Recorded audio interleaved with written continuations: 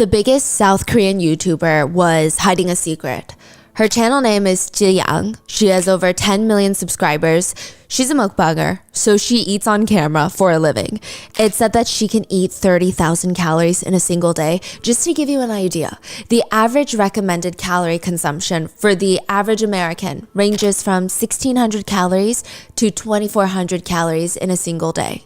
I mean, obviously there's exceptions, but that means if you do the math, she eats well over 2 weeks worth of food for the average American in a single day. She stated that by herself, she can eat 40 servings of tripe, 110 plates of sushi rolls, 22 pounds of yellowfish, the sushi, 20 bags of ramen, and 20 servings of beef, all by herself. This is even before she started eating on camera. She said there was a time when she had no money back then where she went to this all-you-can-eat buffet because she couldn't really afford to go anywhere else to fill her stomach. And it was a cheap buffet. And afterwards, she walks out of there belly full and she felt so bad for the owners because they likely lost a ton of money because of her that she never went back to another buffet ever again. Really? Yeah, and what's crazy is she eats like a competitive eater, but I would say that that is not the reason that people are subscribed to Ji-young. 1 in every 6 South Koreans is subscribed to Ji-young's YouTube channel because she has this way about her. She seems incredibly sweet. She has this bubbly, energetic energy where she seems to really savor every last bite of the food, and she makes it very entertaining to watch her. It doesn't just seem like, wow, look at this person who can eat so much food. It seems warm. It seems like a companion. That's her image. She even recently collaborated with Gordon Ramsay, and people just love her in South Korea. She's actually one of the most well-perceived influencers in South Korea, which is very difficult to pull off. But there was always something a little bit weird about Ji-young and her YouTube videos, okay? Some people noticed them and even commented on them years ago. Whenever Ji-young wore short sleeves, she would have bruises up and down her arms. There would be random discussions in the comment section. Some people thought it was alarming, but most people argued it's probably from grilling. She would have these mukbang videos where she's grilling like 100 dumplings in one pan, and the pan itself is honestly the size of her torso. Of course, she's gonna get her arms burnt on the side. She's moving around. She's probably restarting the camera, leaning over. She's getting her utensils. And she seems a little bit, in the nicest, most loving way possible, she seems a little bit clumsy. She doesn't seem like someone who's just always, fluid in her movements. And the barbecue, the 40 pounds of tripe, when you grill that up, guess what? Oil splatters. And it's probably splattering all over her arms. I mean, think about it. Even if she goes grocery shopping with the amount of food consumption she has, that's a lot of food she's hauling into her apartment. But the bruises were large. I mean, they're big, purple. I would say that the bruises on her videos, on her arm, are maybe credit card shaped, if not larger. They're large bruises, and they're oddly not circular. Because you know how if you knock into something, you almost get more of a bit of a circular bruise? Yeah. They look more square or rectangular. And she would just constantly say that she's always clumsy if she ever briefly addressed it. In some of her videos, she will have bandages on multiple fingers, up and down her arms. But again, nobody suspected anything that sinister, considering, again, she has this bright, cheerful personality. They thought if she's going through something bad, let's say worst case scenario, what do bruises mean? Maybe you're getting hit. If she's going through that, there's no way that she would be able to smile so brightly on camera. That just doesn't make sense. But the truth is, she was being beat. Ji-young was forced into creating a mukbang channel, and when she wasn't filming, she was beaten twice a day for years. Audio has recently surfaced, and in it, you hear a man's voice screaming, shut up, you stupid bitch. Didn't I tell you not to do this?" You can hear Ji-young, the #1 most subscribed YouTuber in South Korea, crying in the background, begging him not to do this to her, begging him to stop and spare her life.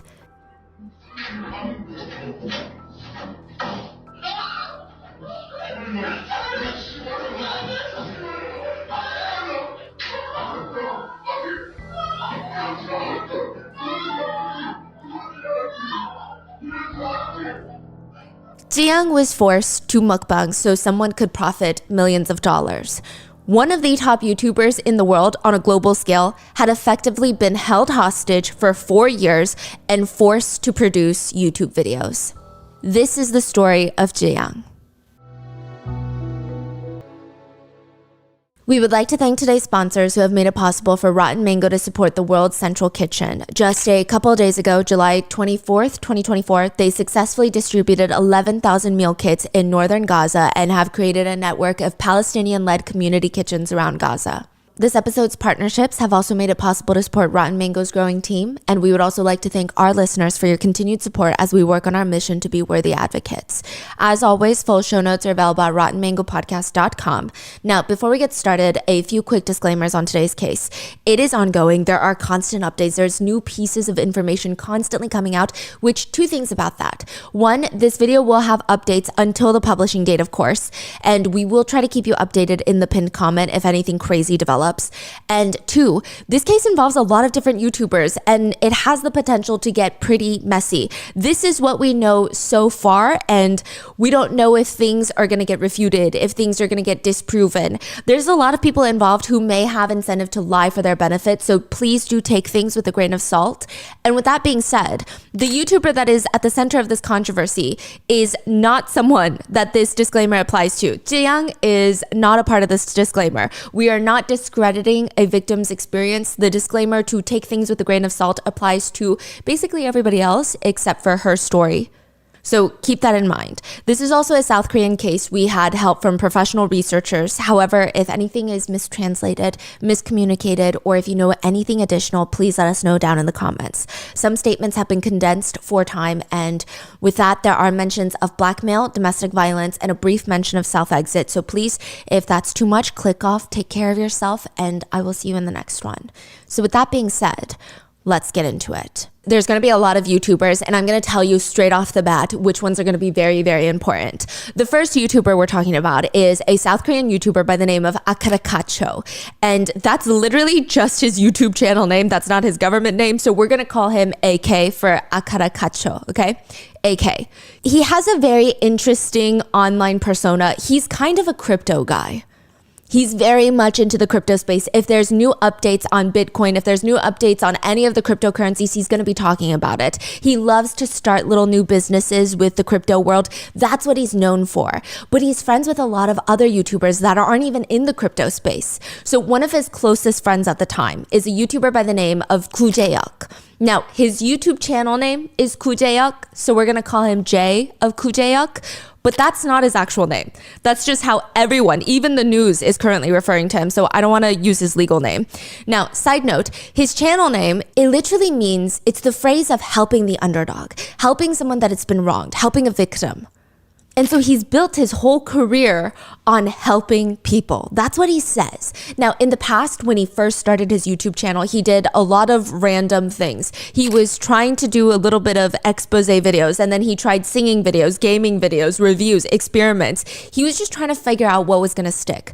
A lot of people initially really liked him because he had these vlogs where he would take care of his mother who had dementia, and they thought, wow, this 32-year-old man is so sweet and he's so attentive to his mother, and it's just so refreshing to see that online. But in 2020, Kujaeuk, Jay, starts making a shift in his content. He starts becoming part of the Wrecker Union. That's what they call themselves. It's a group of YouTubers in South Korea called the Wrecker Union, kind of like a wrecking ball. And their whole thing, their whole career is making expose videos on other influencers, celebrities, businessmen, nepo babies, criminals. That's it. They like to wreck their reputations, wreck their careers, wreck their online personas, wreck their image, which you would think is a good thing. Because if they did something wreck-worthy, they're going to get wrecked, right? But the thing with Jay is, he's kind of a controversial person. He would not investigate that much. He would just ask people, his own viewers, hey, send in some reports. If you have something fascinating about someone, send it in and I'll look into it. I mean, technically, people could try to fabricate things. I feel like he did a lot more harm than good. There were instances where he alleged that a party would take drugs and have group intimate sessions with each other. All of that turned out to be false. He's already being investigated by the prosecutors for a few instances of spreading false allegations and rumors. In fact, he has been sued more than 30 times since he started YouTube, primarily for defamation. He's also just known to hate women. I mean, I imagine that if Jay calls you a feminist, that is a super derogatory term for him. That's not a compliment. He seems to objectify women a lot. So Crypto AK and Underdog Jay, they're best friends. Mm-hmm. Now, behind closed doors, they were trying to get involved in like this new cryptocurrency, and they had purchased all the crypto coins off of Jay's phone. And for whatever reason, Crypto AK decides, hey Jay, I need to see your phone again so that I can sell some of my coins and transfer my coins. Can I borrow your phone for a second?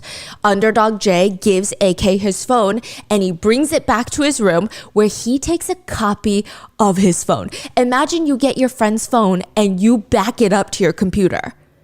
It seems like he just always had bad intentions.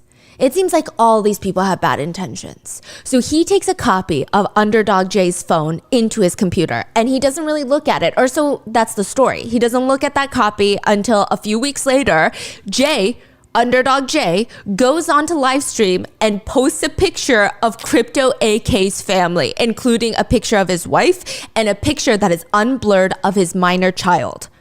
Why did he do that? It just seems like he was talking and he just posted a picture, and later Crypto AK is like, hey, I haven't posted my family. Can you please take that down? And Jay did not want to. Jay was like, I don't know what the big deal is. And it caused a whole problem. According to AK, his child was getting bullied. Like, it was causing issues with his relationship with his wife. It was just unfortunate. And he was stating, if that's my friend, why can't he just take it down? Like, why can't he just do what I ask him to do? It's my privacy. And so for that reason, the alleged story is that Crypto AK starts going through the backup that he has of Underdog Jay's phone on his computer, and he starts searching for anything bad to just get back at him, level the playing field, honestly get revenge. Because if you're gonna post private details about my family, maybe I need to post private details about yours. AK goes onto Jay's phone, or the backup, and he finds something. He finds blackmail audio of Jay and another YouTuber colluding to blackmail someone. They're talking about, okay, we're gonna blackmail this person. How much money do you think we can get out of them? It's basically a crime. Blackmail and extortion, those are crimes. But AK is like going through Jay's phone. Yeah. Almost like blackmailing Jay. Precisely. But instead, he found Jay trying to blackmail someone else. Exactly. So none of these people are good people so far. Like, they're doing everything for really insidious reasons. He finds this little blackmail audio tape of these two YouTubers, and he's like, you know what I'm gonna do? I am gonna expose this to the world, because guess what? Underdog Jay, he constantly says that he's for the underdogs. Literally, that's his channel opening. That's what he talks about in every single video. And here he is literally committing crimes with another YouTuber, doing some dirty, nasty stuff, such as blackmail and extortion. That's disgusting. So he takes the audio tapes and he decides that he's going to send them to a cyber wrecker. You're like, what is a cyber wrecker? A cyber wrecker is a classification of YouTuber in South Korea. So you know how in America we have beauty influencers, we have mukbangers, we have all these different things. Cyber wrecker is also a division of YouTube, really? Like a niche in YouTube. And they're truly just to wreck people's perceptions of other people's reputations. Like expose? Is it like commentary? It's more like exposés. I wouldn't say it's commentary. It's a little bit different. So commentary, in America, you have so many commentary channels. And when a situation occurs, someone commits a crime, let's say a celebrity commits a crime, all the commentary channels are going to comment on it because that's what they do. Now, cyber wreckers, they're in the business of timing. They want to get privileged information. They want to get the inside source, and they want to be the one to release the information first. They're almost in a time war. So originally, I thought cyber wrecker was literally spelled like the wrecking ball wrecker, but it's actually spelled like with an R. And it's because in South Korea, when you get into a car accident, let's say you're driving on the highway, you get into a car crash, you pull over to the side, suddenly you look up and there's 10 tow trucks. They just drive around looking for car accidents, and they start fighting you for business. There will be 10 tow truck drivers standing there witnessing you stressed out trying to get the other car accident person's insurance, trying to get their driver's license, and they're just shouting numbers at you. No, you come with us. They just want a business. Yes. So they look for these bad accidents. They look for negative energy is kind of the theme that they say, and they stop and they try to be the first one there. So you're saying these cyber wreckers are like that? That's what they're, yeah. Kind of like shark in the water. Yeah, they're circling for blood. Now, of course, there's good ways to do it. I mean, some of them had okay reputations because they would actually help the public, the general public. But a lot of them don't have good reputations. They're almost seen as like foaming at the mouth to get the inside details. For example, you know the Chodosun case that we did? You guys all know that case. I'm going to link it below. But there were a bunch of cyber wreckers that had shown up to his house after he was released from prison, which this is a criminal who essayed a little 8-year-old girl, and he got out of prison recently in South Korea. They all showed up to his new house, and they were just filming, ordering pizza, ordering jjajangmyeon, remember? Oh, that was them. They're cyber wreckers. They're getting into fights in front of the building. They're causing disturbances. The neighbors hated them. They're cyber wreckers. Wow, this is so fascinating. I didn't know. So they do want to get the first blood in the water. They want to break the news. The goal is to be the first one to break the unfortunate news. Probably the best example of a cyber wrecker is a YouTuber by the name of Karacula. He is one of the biggest. He's actually a detective affiliated with the Korea Licensed Private Investigators Association in South Korea. He started his channel because 10 years ago, he had gone out to dinner with his uncle, and on the way back home, his uncle was hit by a drunk driver and he passed away in front of him.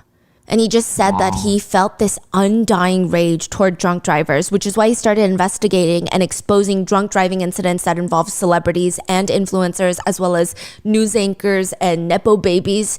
Because oftentimes in South Korea, it's a little bit different from America, where names are not made public. When people commit crimes, you have to go through a whole process back then for their names to become public information, even if they're convicted of the crime. He was also the one that exposed the identity of the Busan spinning kick incident, where a man, if you remember, we talked about that case, where a man literally spun in the elevator, kicked a stranger, a woman, in the elevator lobby of her own apartment building, and then dragged her to the stairs where there was no CCTV camera. Yeah. And likely essayed her. Yeah, he's the one that revealed his identity. He's also the one that helped reveal the blackmailer's identity for the Parasite actors case. Oh, the woman, two women? Yes, that blackmailed him. Yes. Wow. And that, I mean, he's probably one of the biggest cyber wreckers. His name is Karacula. Now, AK does not send the audio files to Karacula. Instead, he sends it to another cyber wrecker by the name of Pansuk. Again, not his legal name, just his YouTube channel name. We're going to call him Pan. Now, Pan gets the audio files and he has it in his hands. He's sitting on it for a second because there's just too many things happening on YouTube right now. He gets the audio files, but he's distracted because the Miryang 44 case is developing. I feel like these are so many references. I'm so sorry, but it's just all intertwined and there's no way to separate any of them. So if you guys don't know, we actually did an episode on the Miryang 44 case before all of these new developments, and we're going to do an updated episode very, very soon. But just to give you some context on how all of this fits into today's case. That's crazy. Like, these are some of the biggest cases in Korea, and they're all somehow connected. By these YouTubers. Some of them have like 100,000 subscribers. But they've all got their fingers in all the biggest like mainstream news. Like, they actually are a part of the case. Yes. They're not just reporting on it. No. They're actually a part of it. Yeah, Karacula was actually part of most of these cases. That's crazy. Wow. So Pan, he gets these audio files and he's too busy, he's too distracted by Miryang 44 case. Now, this year, 2024, is the 20-year anniversary that everything has taken place. A middle school girl was lured out by a boy texting her online. She thought that she was going to go meet up with a potential boyfriend, but instead she goes to the city of Miryang and she gets jumped by a group of 10 to 12 teenage boys that gang essay her. She's in middle school. They film the entire assault and they show her the video afterwards, and they tell her, if you tell anybody about this assault, we're going to release this video to your school, your family members, your parents. Everyone is going to see this video and your life is going to be over. She ends up truly having no choice but to try and do everything in her power to make sure that this video never sees the light of day.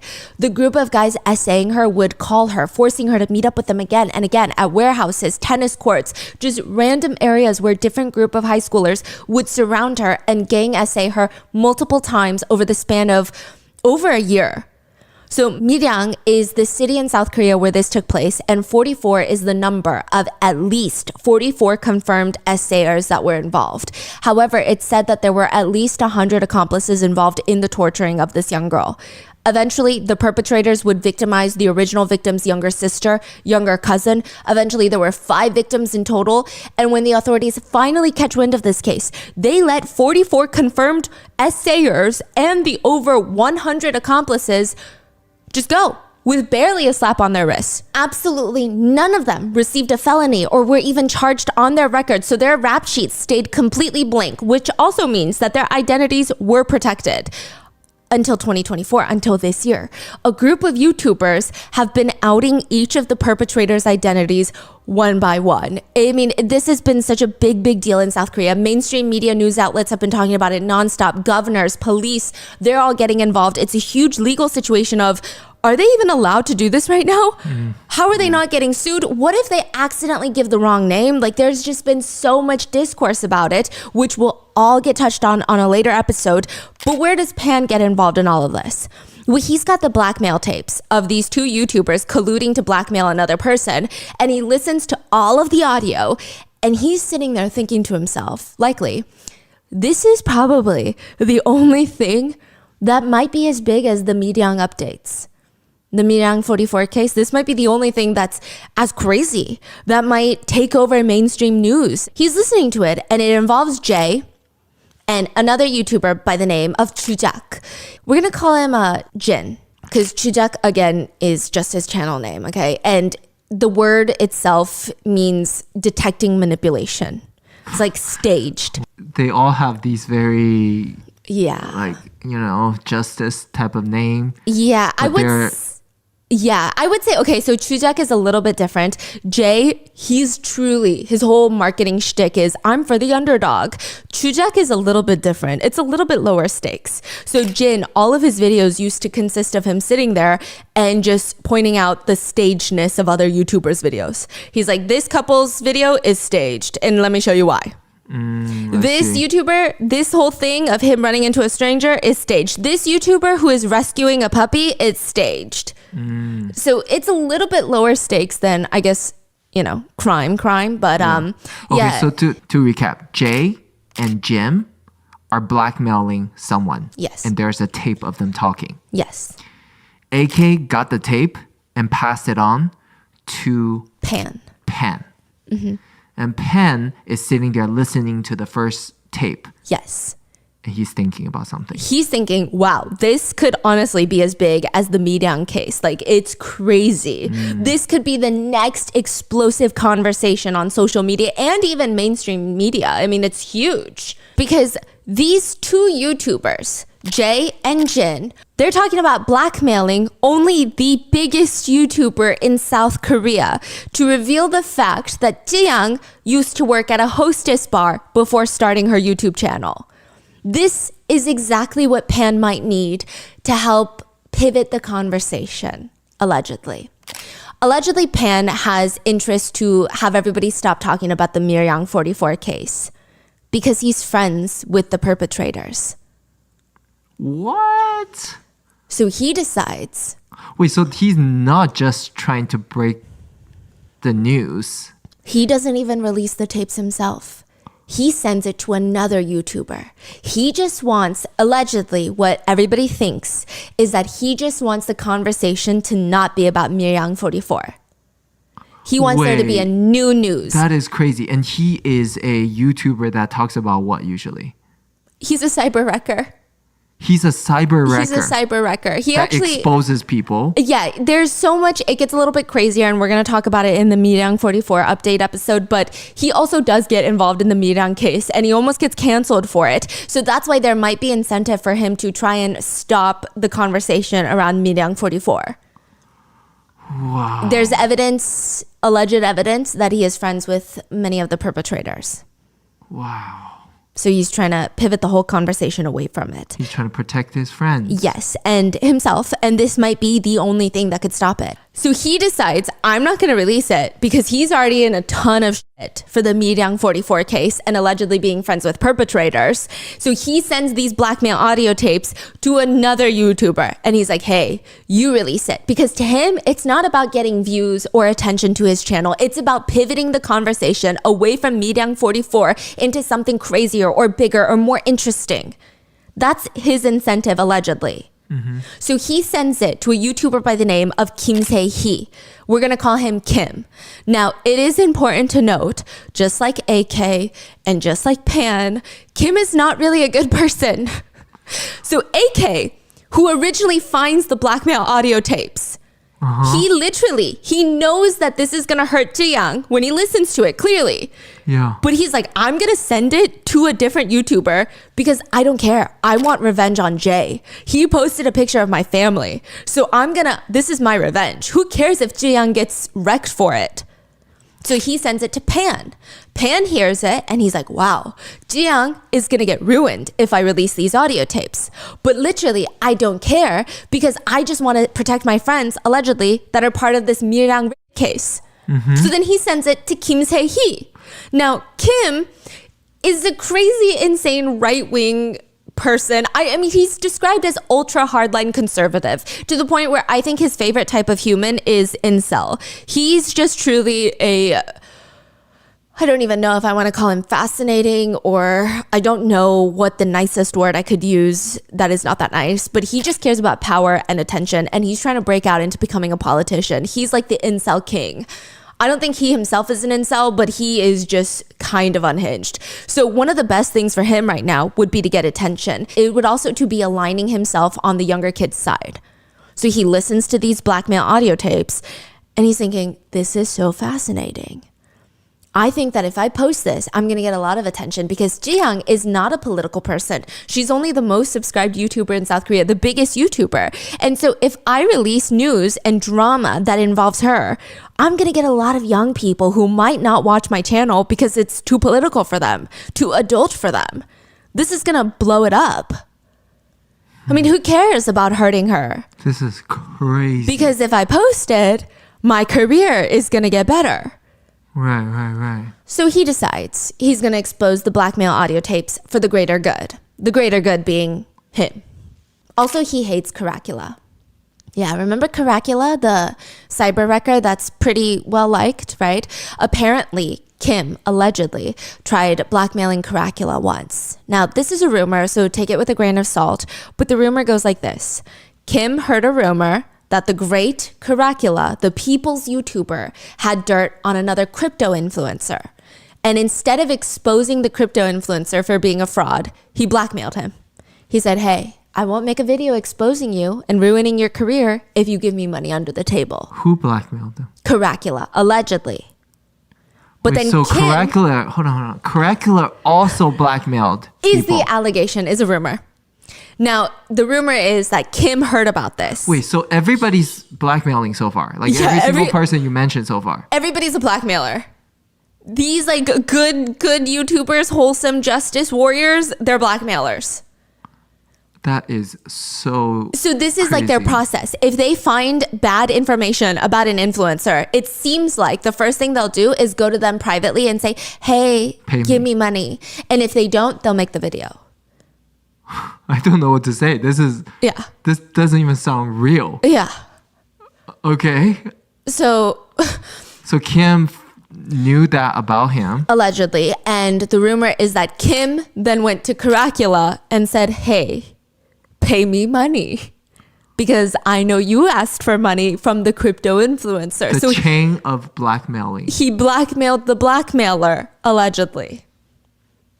I don't know if it happened. I don't know if it worked. But if it did, this seems like a happy coincidence that Kim Se-hee can potentially take down a bunch of YouTubers in one swoop and get a bunch of attention to his channel. Why is this related to Caracula? Because even Caracula is part of the blackmail tapes. What do you mean? I thought it was just two people, Jay and Jin. There's multiple audio tapes and Caracula is in one of them. Like all these justice what? warriors are going down. I'm about to tell you. July 10th of this year, like literally this month, the blackmail audio is released by Kim Se-hee on his YouTube channel. Now, the video states essentially that there are YouTubers famous for exposing criminals, but guess what, guys? They themselves are criminals. Take a look.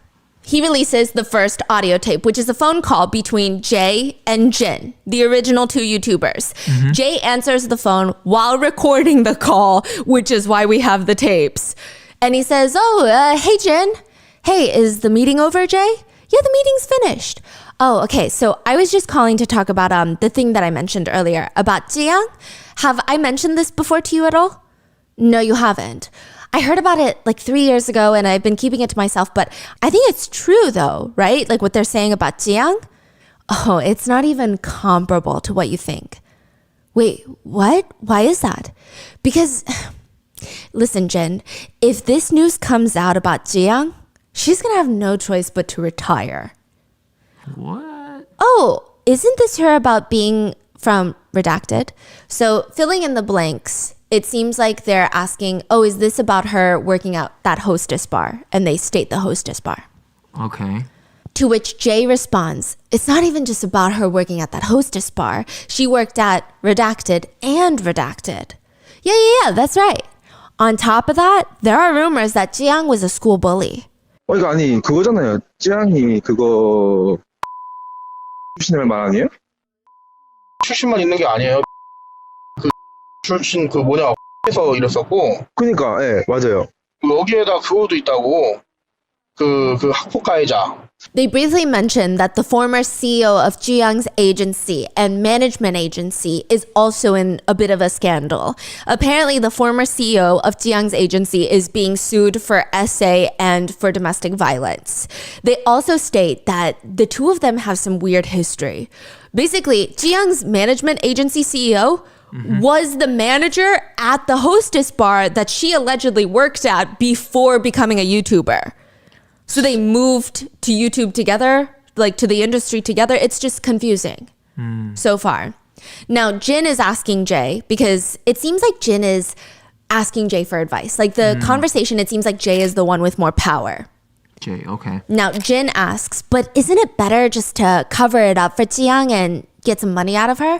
I mean, to be honest, realistically, isn't it better to resolve this amicably with the current agency that she's working with and, rather than exposing it for whatever benefit that we might get out of it, out of a video?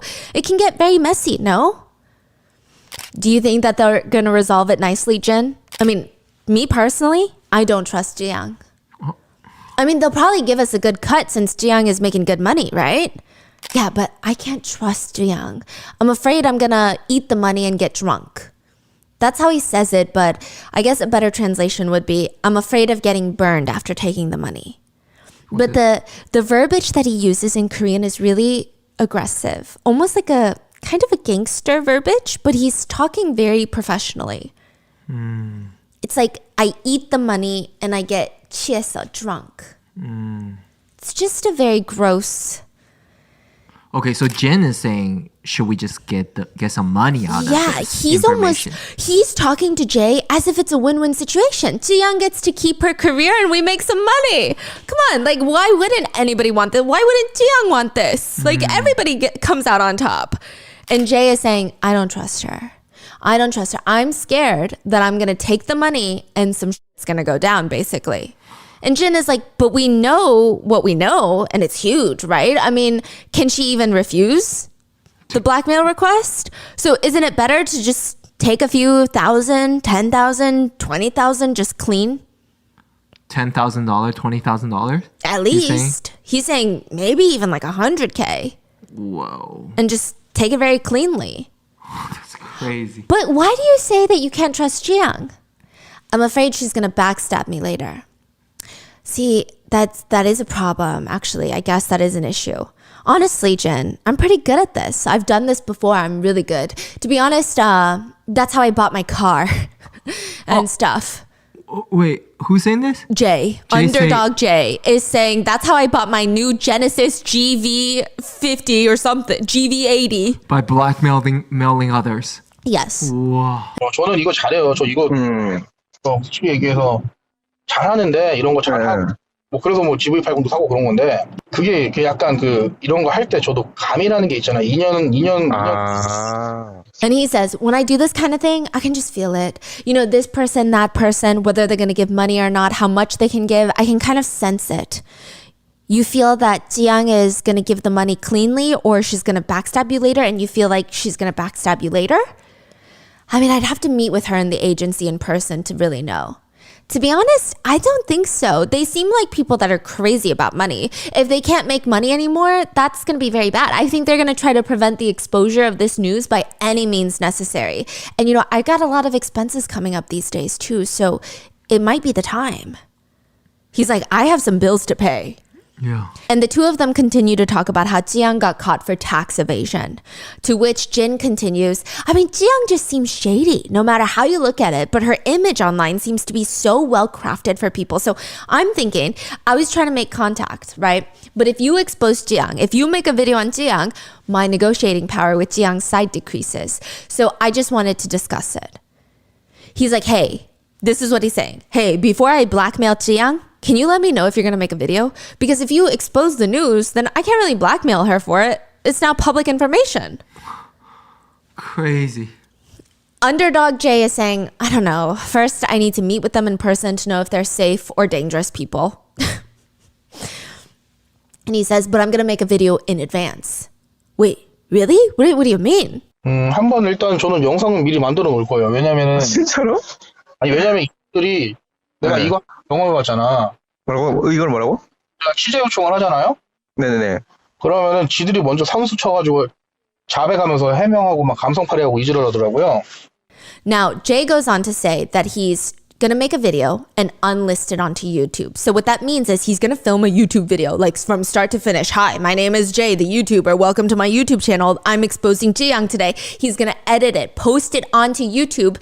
And in the video settings of YouTube, you can make it unlisted. Now, unlisted means if I send you the link, you can watch the video. But it's not going to show up on anybody's subscription tab. It's not going to show up on the homepage of anybody's YouTube or on the mobile app. Invite only video. Yes, invite only through the link. So he says he's going to make an unlisted video because he says, I've experienced this before, okay? If I request an interview with a YouTuber or with an influencer or a celebrity, you know, then they're going to make the first move, confessing and explaining while playing on emotions and crying and trying to be the victim and spin the story their way first and all of that freaking crap. So he's saying he's going to have a video locked and ready. So if they don't cooperate, he will release it right away? No, he's saying if I reach out to Jiang and her agency, she might be like, oh no, he knows. I got to make a video first. But if he send a video to them directly, say, watch what I have. Yeah. And if they don't respond, then he can make it public instantly. He doesn't have to, because the amount of time for him to press a few buttons to make it public versus they have to come up with their side of the story, sit down, film a YouTube video, edit it, and then post it online. The time difference is different. I can't believe this. Yeah. And Jin is confused. Is Jiang really that type? I mean, I don't think that Jiang is going to be able to resolve this information with just emotional appeal to her viewers and explanations. But Jen, did you know this? Jiang is paying two girls she used to work with at the Hostess bar $4,300 each, totaling over $8,000 a month. Hush money. They work at the Hostess bars. When you say Hostess bar, is it... So they say room salon. I opted to say Hostess bar because room salon in South Korea is very much implied that it's a bar that involves sex work. Which is 2차, which they call like second level. And hostess bar is kind of, you know, the bars where they spend time with the clients, but it's not guaranteed that there is after activities. She worked at a room salon. She stated that she never engaged in sex work. So, but they keep referring to it as a room salon, which the heavy implication is that it's almost guaranteed sex work. So I'm saying hostess bar. She did not engage in sex work, but she did work at a bar where it does involve kind of entertaining customers and pouring their drinks and spending time with them versus just like a bartender. Here, I mixed you a drink. Okay, next. I see. Yes. And Jin is so confused. Oh my God, really? She's paying these girls hush money? Amazing. Wow. Okay, but look, so Jiyoung's company is doing this because she's still making a lot of money and it's more profitable for them to pay hush money, right? And Jay says, for example, let me tell you what I'm scared of, right? If this breaks out, they're screwed, okay? But if I get sued, at worst, I'm going to get a fine of maybe like a few $1,000s. So Jiyoung's company is doing this because she's still making a lot of money and it's still more profitable for her to pay these girls hush money, right? Underdog Jay says, okay, let me break it down for you, right? Even if I get sued for blackmail, okay? At worst, I'm going to get a fine from the government of maybe a few $1,000s. If I want to do this big, I would say, in my opinion, we should get at least $150,000 in cash from Jiyoung to keep quiet on this. $150,000 in cash? That's really good. That's good. I don't know, but again, I'm not usually someone who takes this kind of thing, so don't misunderstand too much. All of a sudden, Jay is switching up. He went from, I bought my car from hush money to, I don't really ever do this type of stuff. But wow. Jin is just ignoring him. Jin is like, I think it's actually a lot more practical and better for both sides in this case. I mean, I think it's going to help Jiyoung and her image if none of this gets out, and it's going to help us get some money, and I just feel like it's kind of a no-brainer. Underdog Jay is a little bit more pessimistic. I just have a feeling Jiyoung is going to backstab me, okay? I just have a gut feeling. I'm anxious and I'm afraid. But I mean, Jay, if they backstab us, how are they going to backstab us? Like sue us? File charges? Report us? It's not about suing. I'm afraid that they're going to expose us. Like, oh, Jay, the YouTuber asked me for money and is blackmailing. You think they'd do that? Then we need to choose our words carefully. Yeah, I'm afraid that those bastards might say that I asked them for money. Wow, but, blackmailer is saying, oh my God, they're going to call me a blackmailer. Oh no. And Jin is like, well, I mean, if they start trouble with you, then it's obvious what we're going to expose them for.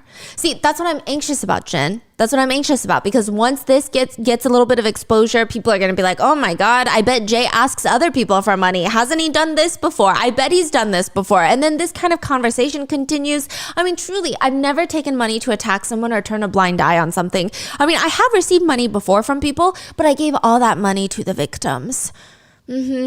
So I'm going to make a video first, and then maybe I'll give Jiyoung and her agency a call. Yeah, that's the plan. So regardless of his gut feelings, I guess he's going to go through with it, and he's going to call Jiyoung and try to blackmail her. And Jin is like, okay, sounds good. So after this phone conversation, the implication is that Jin is just following Jay's lead. Jay's going to do all the work for the both of them, and Jin is going to get a cut of that blackmail money. Yeah. Now, in the next phone call, Jay informs Jin that he talks to Jiyoung.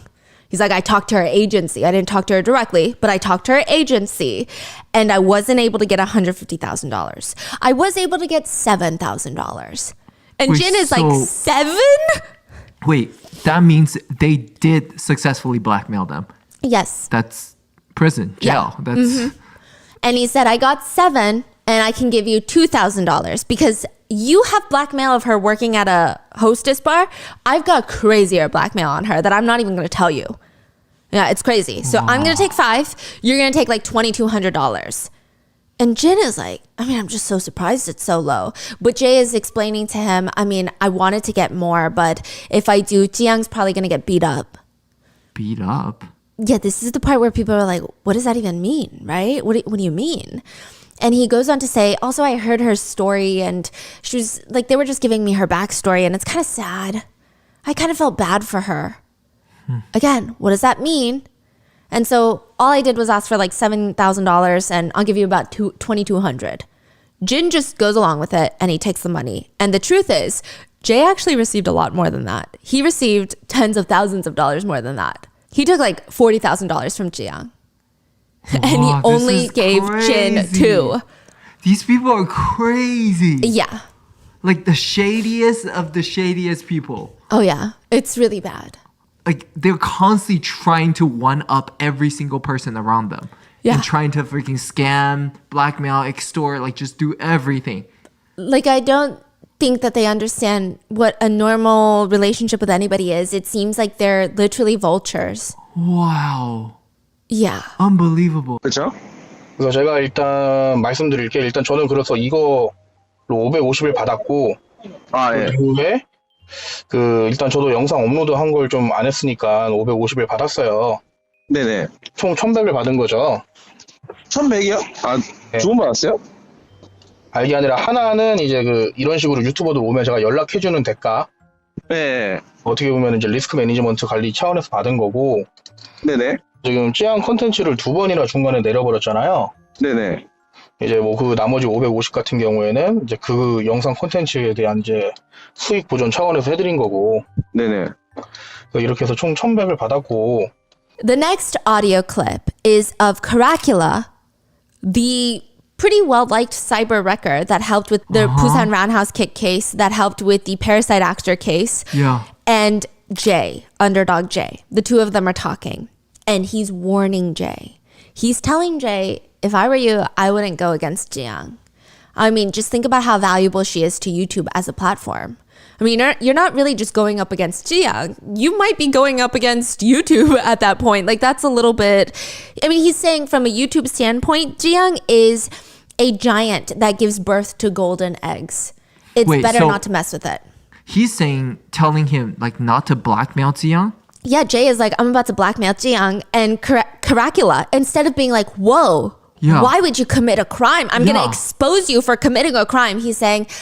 I wouldn't do that. I just think she's not the person to do that to. She's way too big on YouTube. All it takes is probably one call from her to her YouTube manager and your channel is demonetized. These people's logics are crazy. Yeah, so he basically tells Jay, I would weigh out the options, future monetization on all your videos, or whatever number you're asking Jiang for, it's got to make sense. Like, you're risking your whole YouTube career. This number better be good then. Yeah. I have no words. Yeah. Wow. All for what? All because Jiang used to work at a hostess bar? Is that really what they're blackmailing her for? Or is there something else?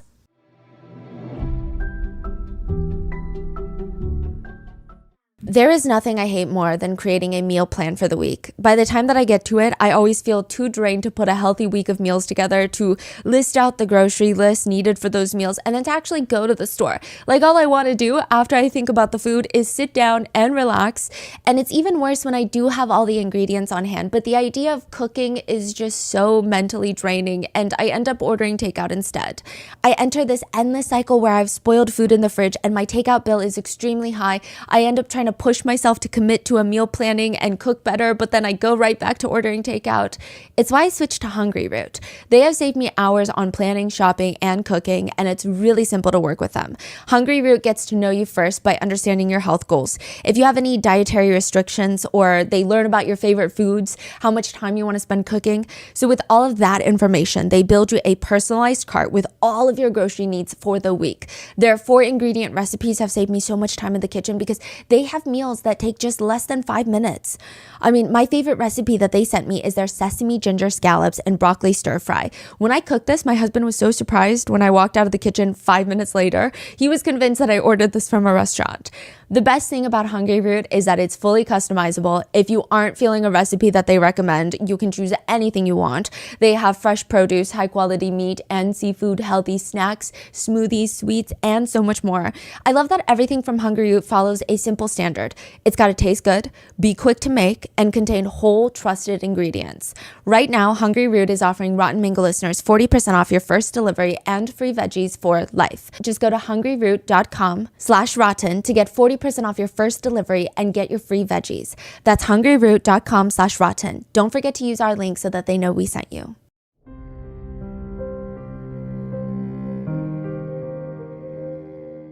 I swear there are way too many streaming services nowadays. If I'm itching to watch a specific show or a documentary, there's like an 80% chance now that it's on a streaming service that I don't have. I was looking to watch Connection, which is this new Korean thriller. It's a K-drama. And then I saw it's on a platform that I just don't have, which that's okay. They have a 7-day free trial. And if I just binge it all within 7 days, I can cancel the membership before it ends. Except that's what I always say. But when I go to make an account, tell me why I already have one with them. On top of that, I've been paying for a membership on this platform for months now, which had me thinking, if I forgot that I had this streaming service already, how many other subscriptions have I forgotten about? I tried to go through my banking statements to determine all of the subscriptions, but it just seemed so confusing, convoluted, and it was taking so much time.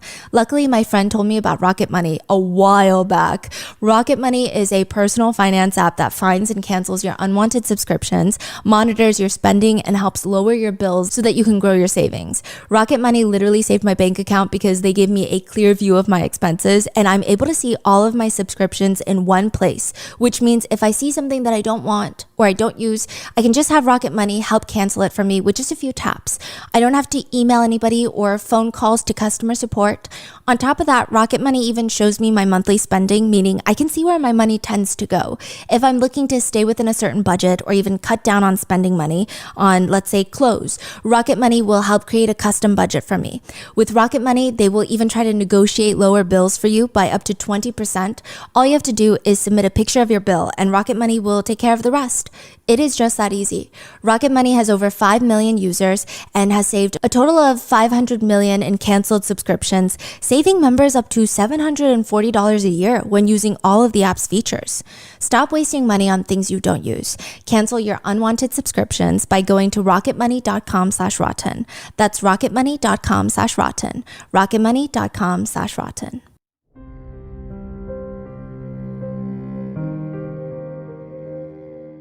Back in 2020, there was a huge YouTube scandal. So there's so many scandals involved, okay?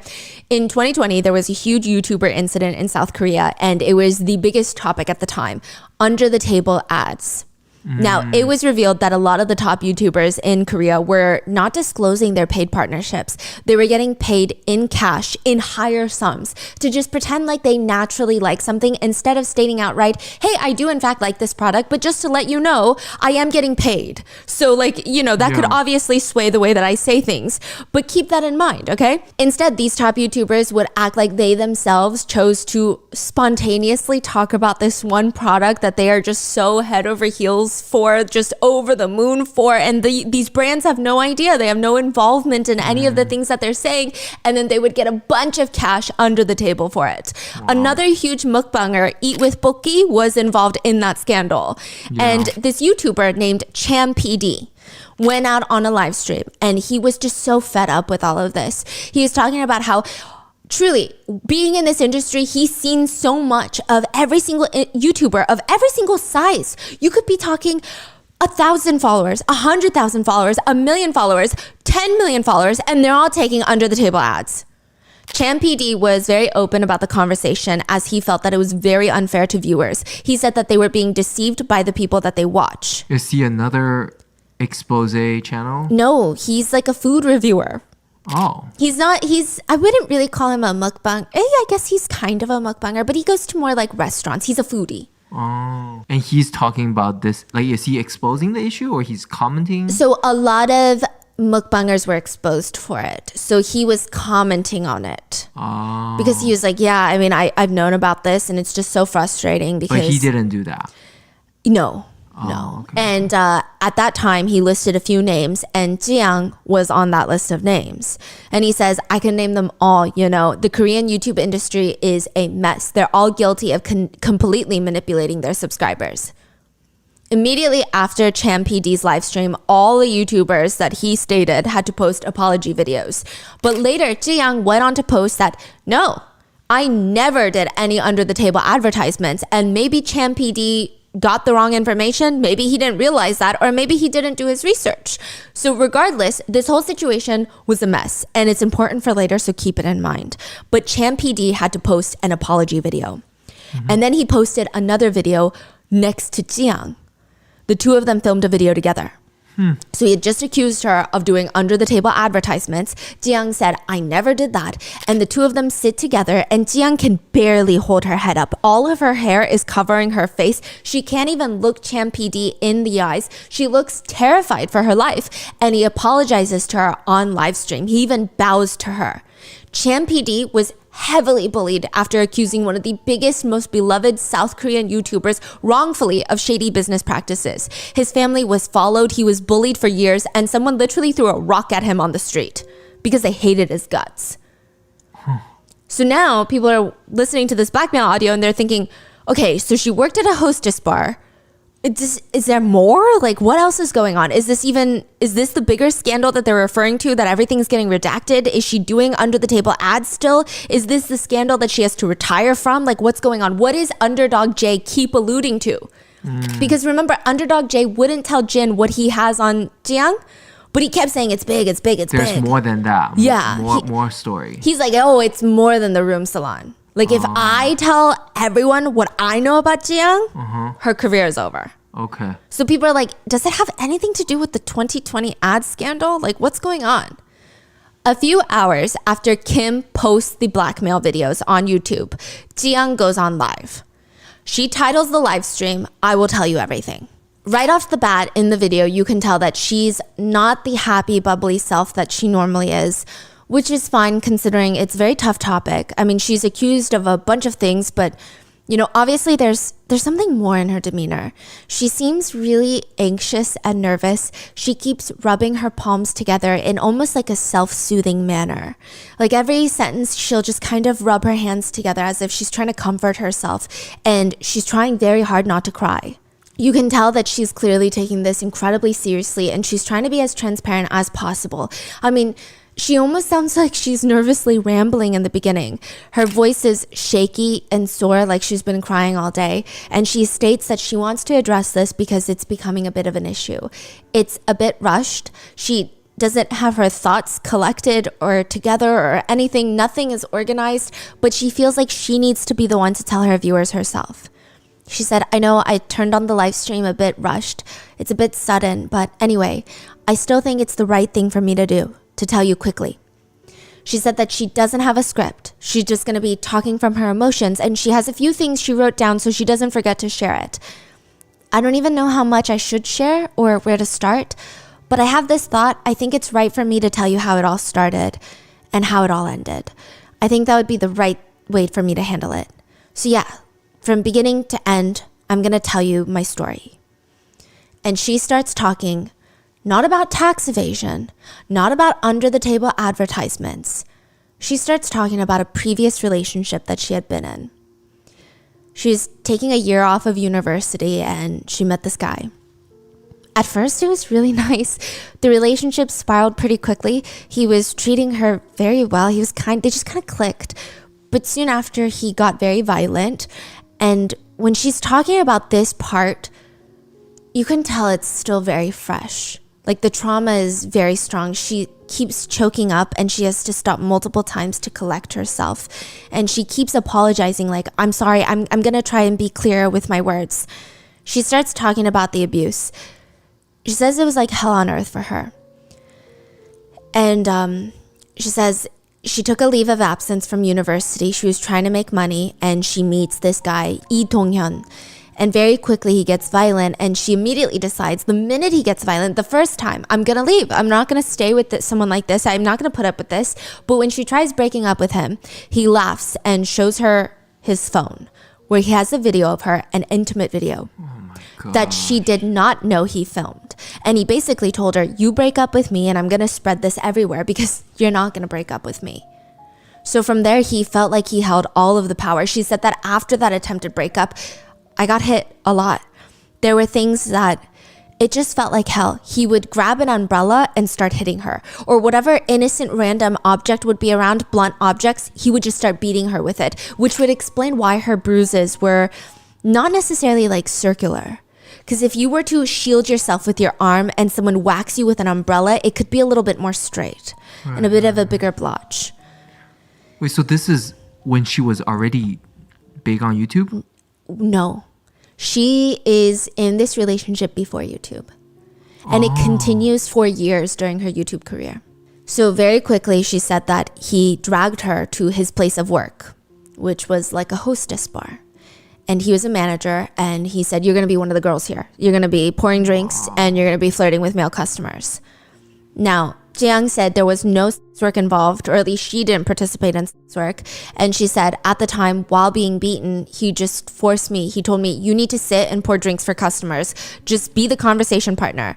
So at the time, I did the job of sitting and pouring drinks. And I couldn't tell my friends about being threatened. So I didn't even tell them when I was doing this job. And some people found out. I told them it's because I wanted to. It was just really for a short amount of time, not that long at all, that I worked at that bar.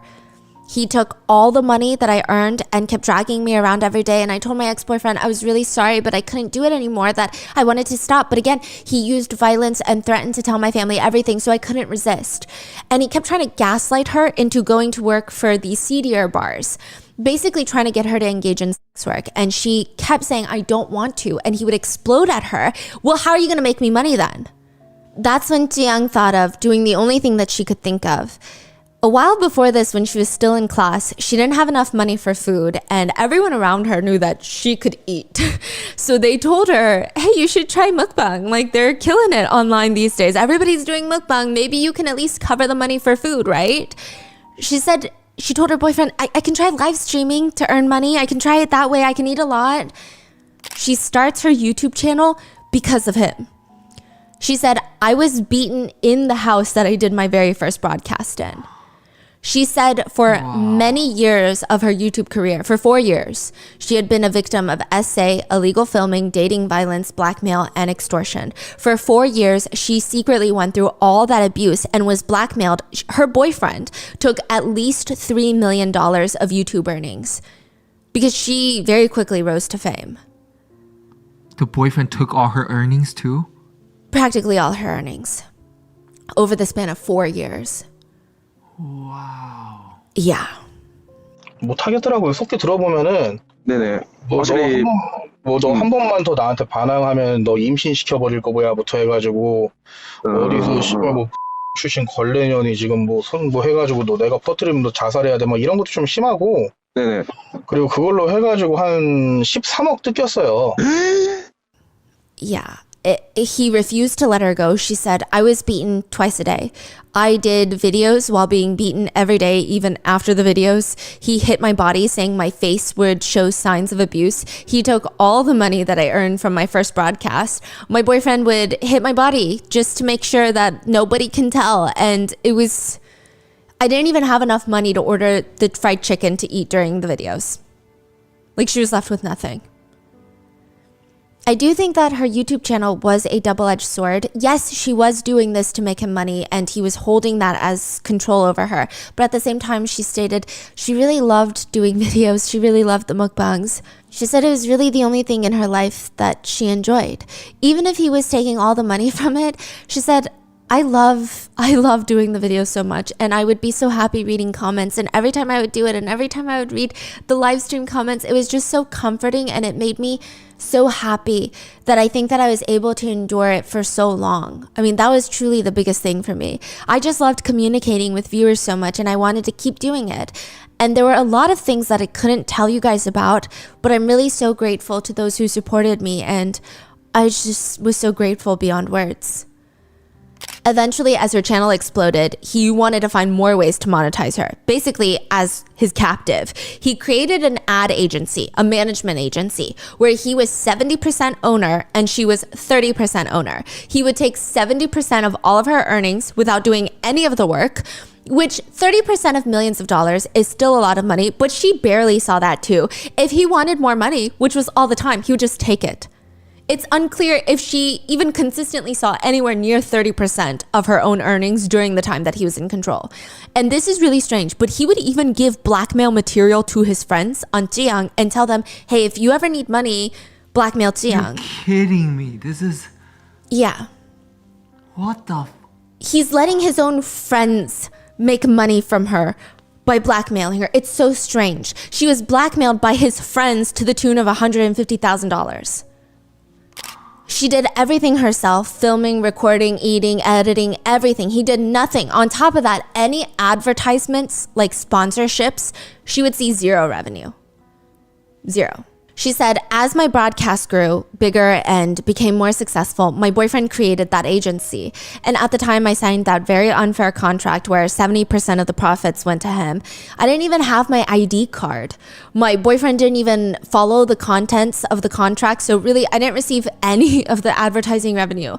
The reason that I didn't think of resisting at the time was I was so ashamed that if anything negative about me was revealed, I just wanted to not be mentioned anywhere anymore. I was just really young and naive at the time.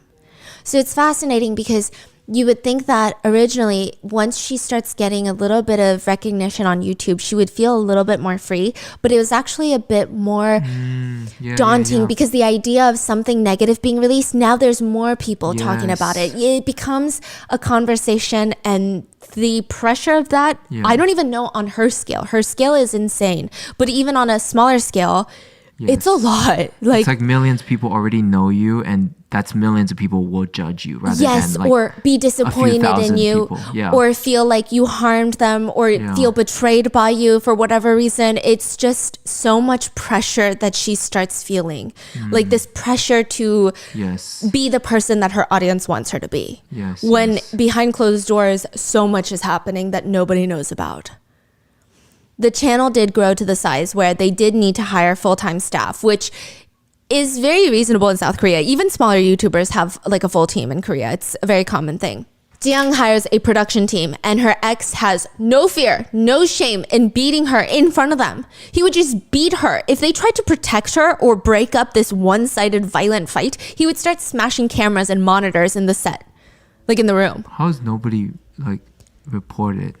Because again, Jiyoung didn't want them to. I see.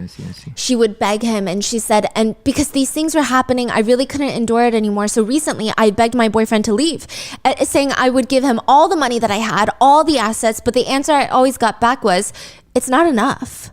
That's what he always said. For 4 years, he always said things like, you know, you're broadcasting because of me, right? All your money is mine, and everything you earn in the future is mine too. Eventually, he starts threatening to kill staff members to have more control over her. I'm assuming by this point, so originally, maybe the first few years of her YouTube channel, she's feeling that pressure, and it actually becomes more of a chain to him that she doesn't want to disappoint her viewers. But I think at the end of the 4 years, whether it's her being emotionally fed up, physically fed up, or perhaps her YouTube channel has grown to the size where maybe it's giving her strength, like maybe her viewers are giving her the confidence that she needs. It feels like he senses he's losing his grip on her. I mean, sure, he has blackmail, but she's kind of becoming a bit of a wild card. She's the name, she's the face of the brand. She could run away and try to expose him for the truth, or she could be so fed up that she's ready to burn the house down with both of them in it. She could be at the stage where she's like, who cares if we lose it all? Let's lose it all together. He seems nervous, and he starts threatening to kill her family, her friends, and even her staff members if she doesn't do as what he says. She tries to pay him off to get him to leave her alone, and he refuses. She said that is where she drew the line, because at this point, for the past few years, she had desensitized herself to the threats. Even the physical violence, she was so desensitized. She was so detached from it. But her employees were like her family. She did not want anything to happen to them, and they were the reason that she felt like she could fight him. She said they couldn't stand watching us, that we should file a lawsuit together, that I could quit broadcasting. Even if they lose their jobs, they didn't care. And I told them, no, it's too painful for me to fight right now, and I don't want to do any of this. I beg the employees, don't do anything, okay? It's okay. It's going to be okay. But they cared for me so much. They didn't even talk about things around me to avoid hurting me, and they were so careful with their words, and they always did everything for me. They were like family, and I didn't want to quit because of them. Honestly, even though those days were like hell, I was still so happy with the employees who loved me and stayed with me, and I loved the love that I received. I loved it so much when viewers liked me, to the point where I wondered if it was okay for me to even receive this kind of love while I was hiding everything behind the scenes. But now there's nothing that I'm hiding anymore. Yeah, everything's out in the open. This is her live stream. I'm going to try and endure as much as I can for as long as I can. I don't want to ever bring harm to the employees who treated me like family, or their families by hiding and quitting my broadcast is not going to solve anything. So no matter how much I'm cursed at or I'm hated on after all of this, I am going to endure it for as long as I can. Jiyoung's lawyer was on the live stream with her, and she stated that they have a mountain of evidence against the ex-boyfriend. She said Jiyoung's suffering was immense, and the evidence is extensive. There are over 3,800 files containing details of her victimization, and as a criminal defense attorney handling many cases, this one was shockingly severe. She also briefly mentions how when she first started taking on Jiyoung's case, Jiyoung was too scared to do anything, to even talk to her. She had to talk to Jiyoung's staff. Wait, so Jiyoung has decided to go after the ex-boyfriend? Is Yes. that why the lawyer is saying that? Yes. Now, Jiyoung says, so only recently was I able to become independent like this, and I don't want to be known in this way. Even if I'm a victim, I still did bad things, right? So she's saying she still technically participated in under the table ads because her boyfriend forced her to do it. Oh, so she did do it. Yes. But earlier you say... Oh, we're going to get there. So she's saying that she did things that she probably shouldn't have done in her career because her boyfriend forced her to. Okay. And so she's saying she still wants to be held responsible and she did do wrong. She is owning up to that. And she says, but I think I always had it in my heart that someday I wanted these things to be revealed. That's why I turned on this live stream so quickly today, because I haven't been free from anxiety for the past 5 years. And now I have the confidence to speak about it. I think many people will be really disappointed about me pretending to be okay all this time. I'm sorry for hiding all of this. I really just didn't want to talk about it online. So I'm sorry if you feel like I was hiding a big part of something from you. I'm really sorry, and I regret my actions and choices. I'm sorry. The one thing that I always tried to live by was don't harm others around you. So never, not even once have I ever harmed anyone. I've never done anything violent or anything like that. So, I mean, even when I was harmed, I endured to never harm others. She ends the live stream by saying, thank you. I tried really hard not to cry while watching the supportive comments, and I'm really thankful. So thank you, and thank you, and I'm really grateful to each and every one of you.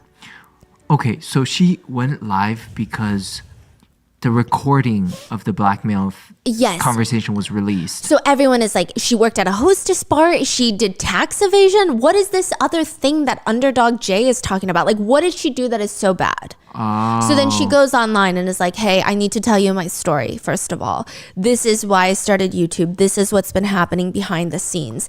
And there have been instances, maybe we did evade taxes like the management company did, but it's because it was out of my control.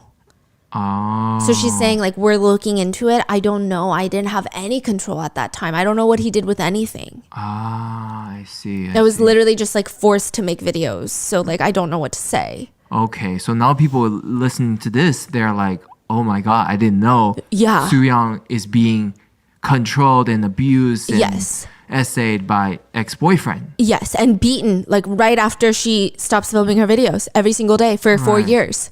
Okay, so that was the biggest news, I see. And as for her ex-boyfriend, is he in jail now?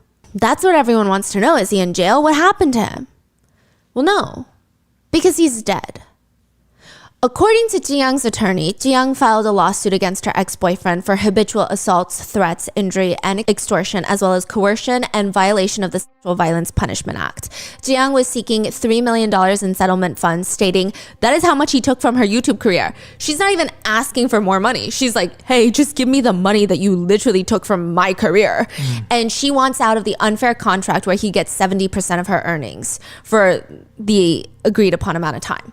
So Jiyoung states that she never ever wanted to file a criminal complaint against him, but like she said, he was trying to threaten to kill her employees, so she had to draw the line.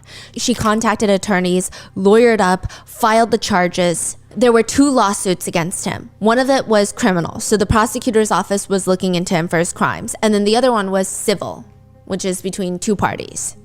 He was facing $3 million in settlement funds that he had to repay back, money he did not have because apparently he was blowing it all after stealing it from Jiyoung. And 2, he was facing up to 5 years in prison for all of his crimes. Now, the cases were both closed, the civil and the criminal lawsuits, because he self-exited. We don't know too many details about his self-exit, but we do know that he passed away with his mom. This is very interesting. With his mom? Yes. So we know that his mom and he died around the same time. Both of them died in cars, but there's no further details. Whether it was a car accident, whether it was carbon monoxide poisoning, it's unclear. And they weren't even in the same car. Yeah. So he self-exited. Say he self-exited. Why? Oh, he just couldn't handle it. He couldn't handle the lawsuit? Yeah, he couldn't handle the idea that he was facing 5 years in prison. His name was about to be disgraced, and he owed her over $3 million. Really? And it's fascinating because Jiyoung was in a living hell for the past 4 years of her life, getting beat twice a day with an umbrella. And the first sign of something difficult, such as, I don't know, the consequences of your own actions, he just could not handle it. One netizen wrote, "The fact that that man crumbled instantly, but this woman stayed strong though, through it all, shows how amazing that she is, how resilient." He ends up self-exiting with his mom. So the cases are closed and nobody really found out about it. This was a while back before this blackmail tape was released this year. Like perhaps a year ago. Did she release this information or? Her attorney did. Oh. Her attorney released this information. So after all of this is revealed, Jiyoung starts clearing things up and sharing her side of the story. And most people, I would say almost all people, were very supportive of Jiyoung. They just wanted to help in any way that they could. Her subscriber count surged to over 200,000 new followers in 24 hours after her initial live stream. One comment reads, "Just give life sentences to those trash who blackmail with tapes. Thank you for never giving up in your life. You're stronger than anyone I know. Thank you so much for enduring all of that. Take a good rest, and we're going to be back when you get back. We will all be waiting for you." The former agency CEO is really a terrible person. Dying by self-exit without facing punishment. Horrible human being. I hope he receives burning punishment in hell every single day. But a few netizens were focused on something else. They were asking, wait, then who the hell is the leak? So if the ex-boyfriend is dead, who reached out to all these YouTubers to give them blackmail material on Jiyoung? Because they're thinking, okay, if the ex-boyfriend is alive... But what are they even trying to blackmail her with? They're saying basically she's like doing illegal... That she worked at a hostess bar in the past. That she is potentially evading taxes because that's what the boyfriend was doing. And that she was probably still doing under-the-table ads, even though she said she wasn't in 2020. I see. Wow. Like, who would reach out to these YouTubers... like Jay and Jin, and give them these materials if it's not the ex-boyfriend, because the ex-boyfriend is dead. A while back, maybe a year back, Jiyoung gets a call from an attorney. And he tells Jiyoung's agency, he doesn't meet with Jiyoung in person, he meets with her producers. And he tells the producers, "I'm starting a new business. I'm going to be selling air fresheners and maybe some deodorant. And I would like this to be promoted on the biggest channel in South Korea. I want Jiyoung to endorse my products." The producers are looking at the attorney like, first of all, what do you know about air fresheners? And second of all, I mean, this just does not align with Jiyoung's YouTube channel. It's just so, what is she going to do? Be eating Korean barbecue and then show off the air? It's just a little bit weird. I don't think that she's going to feel comfortable. And he says, okay, yeah, no, that's completely fine. So instead of promoting my business for me, I just want you guys to pay me about $1,200 a month for the indefinite foreseeable future. The attorney? Yeah. The attorney is like, hey, promote my product for free. No, you don't want to do that? Okay, then Jiyoung, you pay me forever. Or until I say I don't want to be paid anymore. Okay. So he gets paid $1,200 a month. In total, Jiyoung paid him $17,000. Because why? Because this attorney is one of the few people that knows the truth about Jiyoung's ex-boyfriend and the whole situation with him. Because this attorney was Jiyoung's dead boyfriend's attorney. He is here to blackmail her? Yes.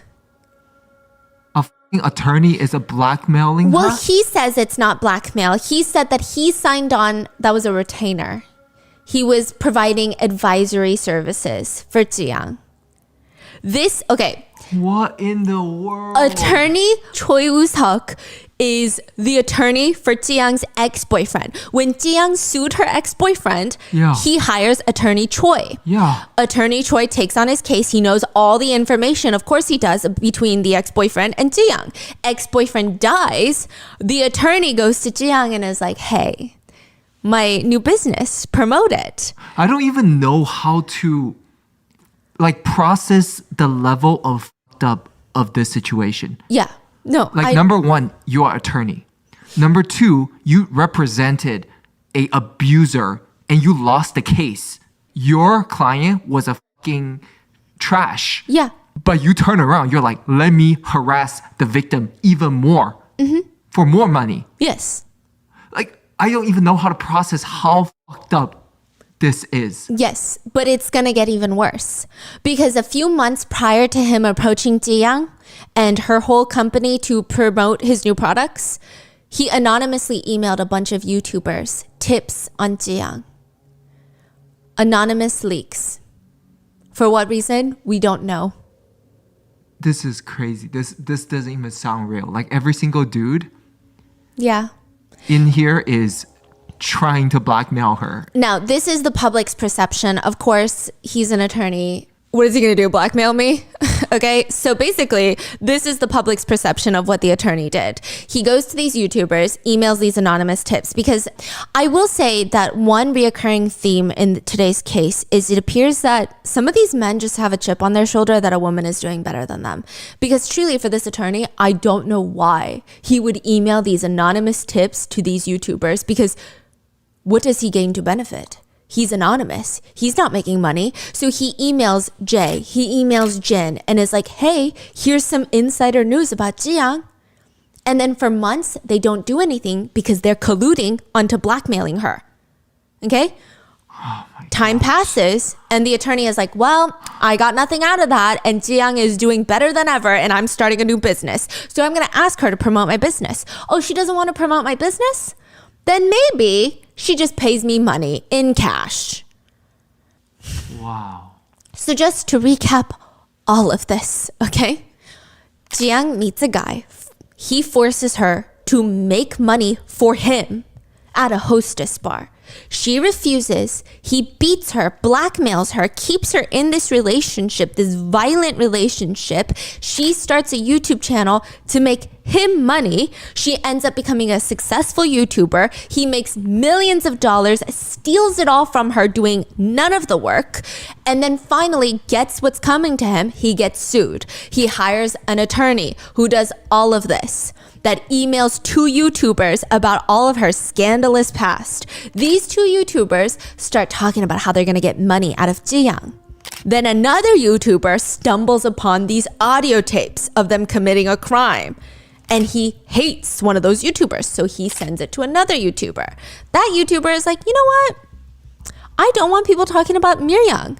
So I'm going to use this to cover that up. Sends it to another YouTuber. And that YouTuber goes, you know what? This could be good publicity for my channel. I'm going to post it.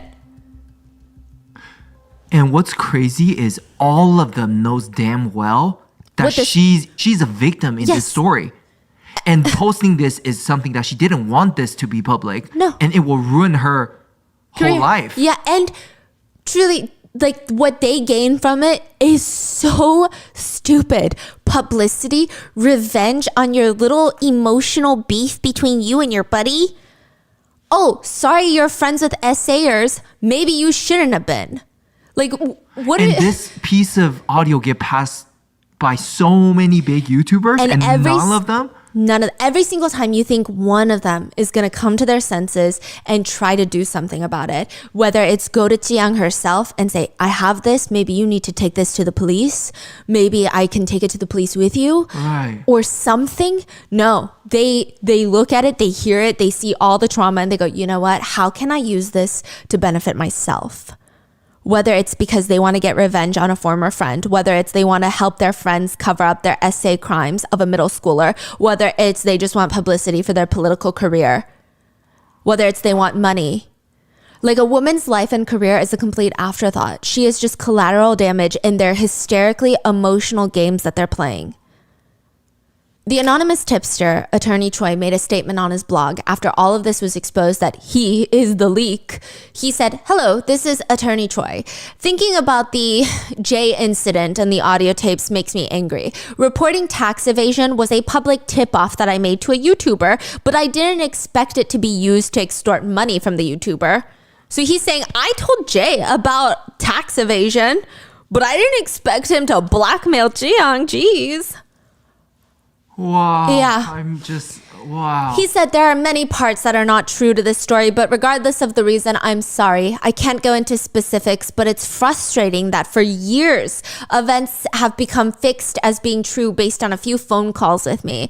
I intend to live humbly. I will provide free legal consultations and support for those in legal blind spots. My office is always open, so please feel free to reach out or visit. I'll offer a warm cup of coffee and assistance to those in need. And then get blackmailed. Oh yeah. By your attorney. Yeah. That's what anybody will get if you go to this person. Forget attorney-client privilege. Yeah, he will blackmail you for money. Yeah, and guess what, Attorney Choi? Sue us, okay?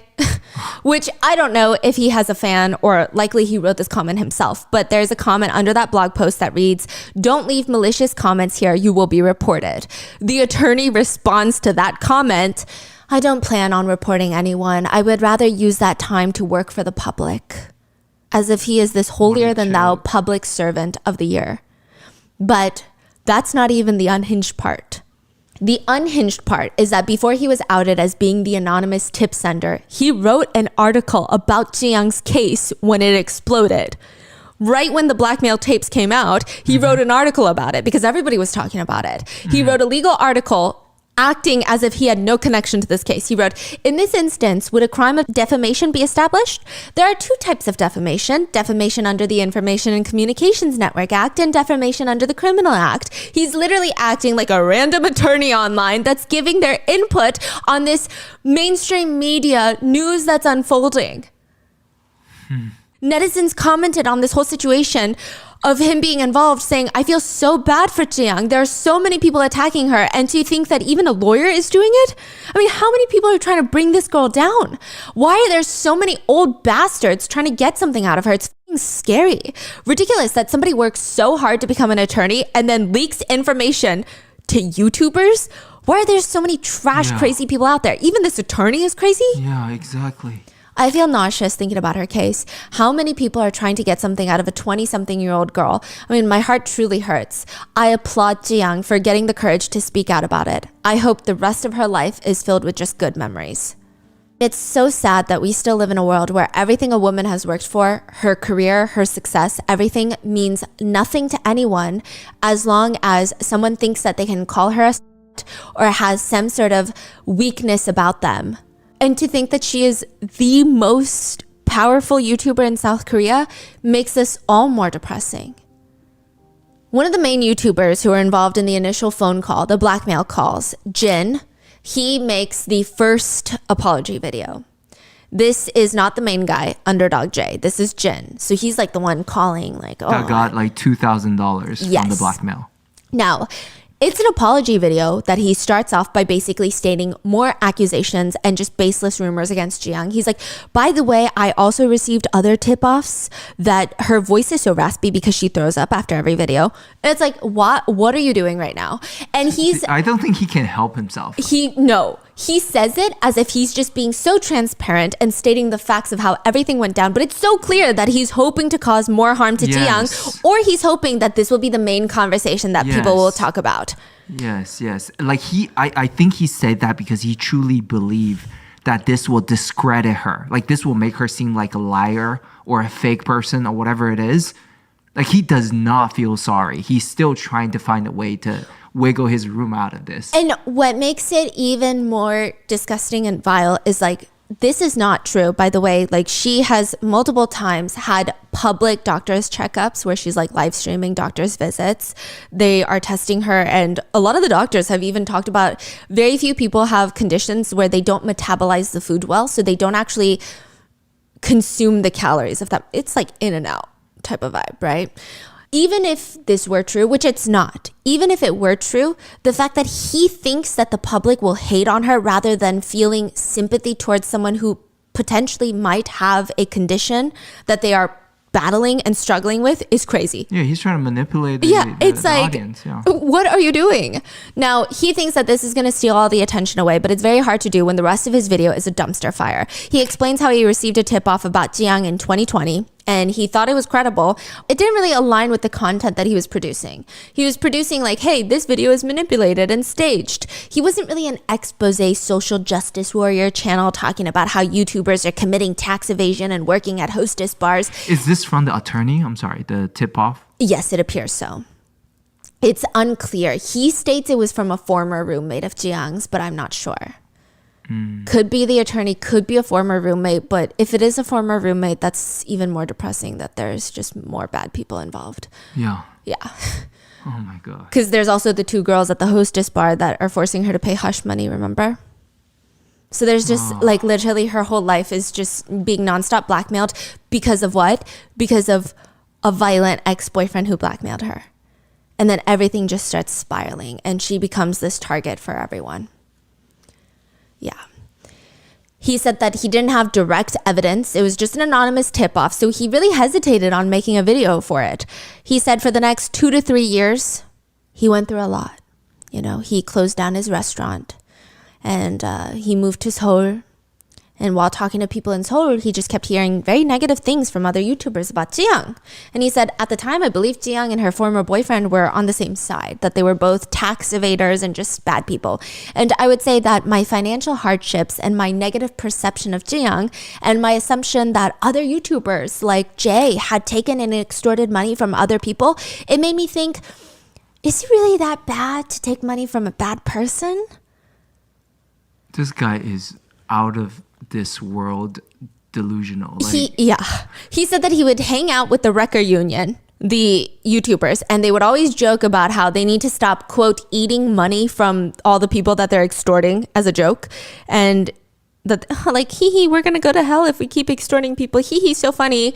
And he said he would always go home after these dinners and think to himself, wow, these people just make money so easily. And here I am. Like, what am I doing with my life? It's so hard for me to make money.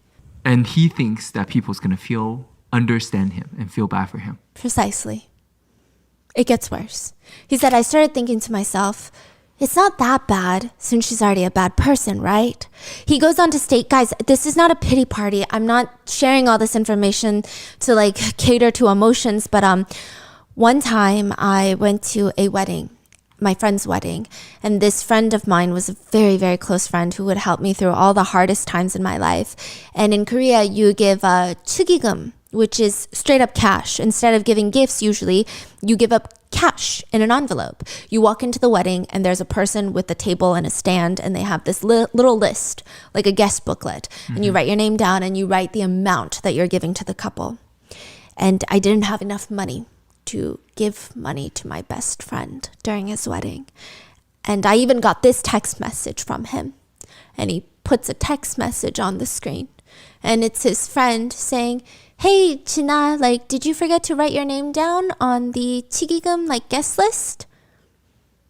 Basically saying, I was too embarrassed and I was in so much pain that I couldn't even give money to my best friend for his wedding. A friend who really helped me through everything. What?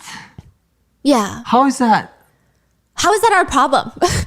Also, what does that have to do with anything? But why do I feel like, okay, explain to your friend then. Or how about this? Get a job. Like, you don't have to be a YouTuber. Exactly. Get a regular job. Yeah, like, I don't know. It just seems much shadier than... Yeah. If this is your best friend. He says, look, I'm not trying to give you guys a pity party with these stories. I only want to share my full story with you. This was the situation I was in at the time, which is just as goofy gets. He continues, I succumbed to the temptation and I contacted Jay. While I was talking to him, I was thinking about arranging a meeting with Jiyoung's agency, but Jay told me that he was going to handle it, so I never actually met up with the agency. Eventually, I did receive extortion money, about $2,200. This was the first and last time I received money with ill intentions during my time on YouTube.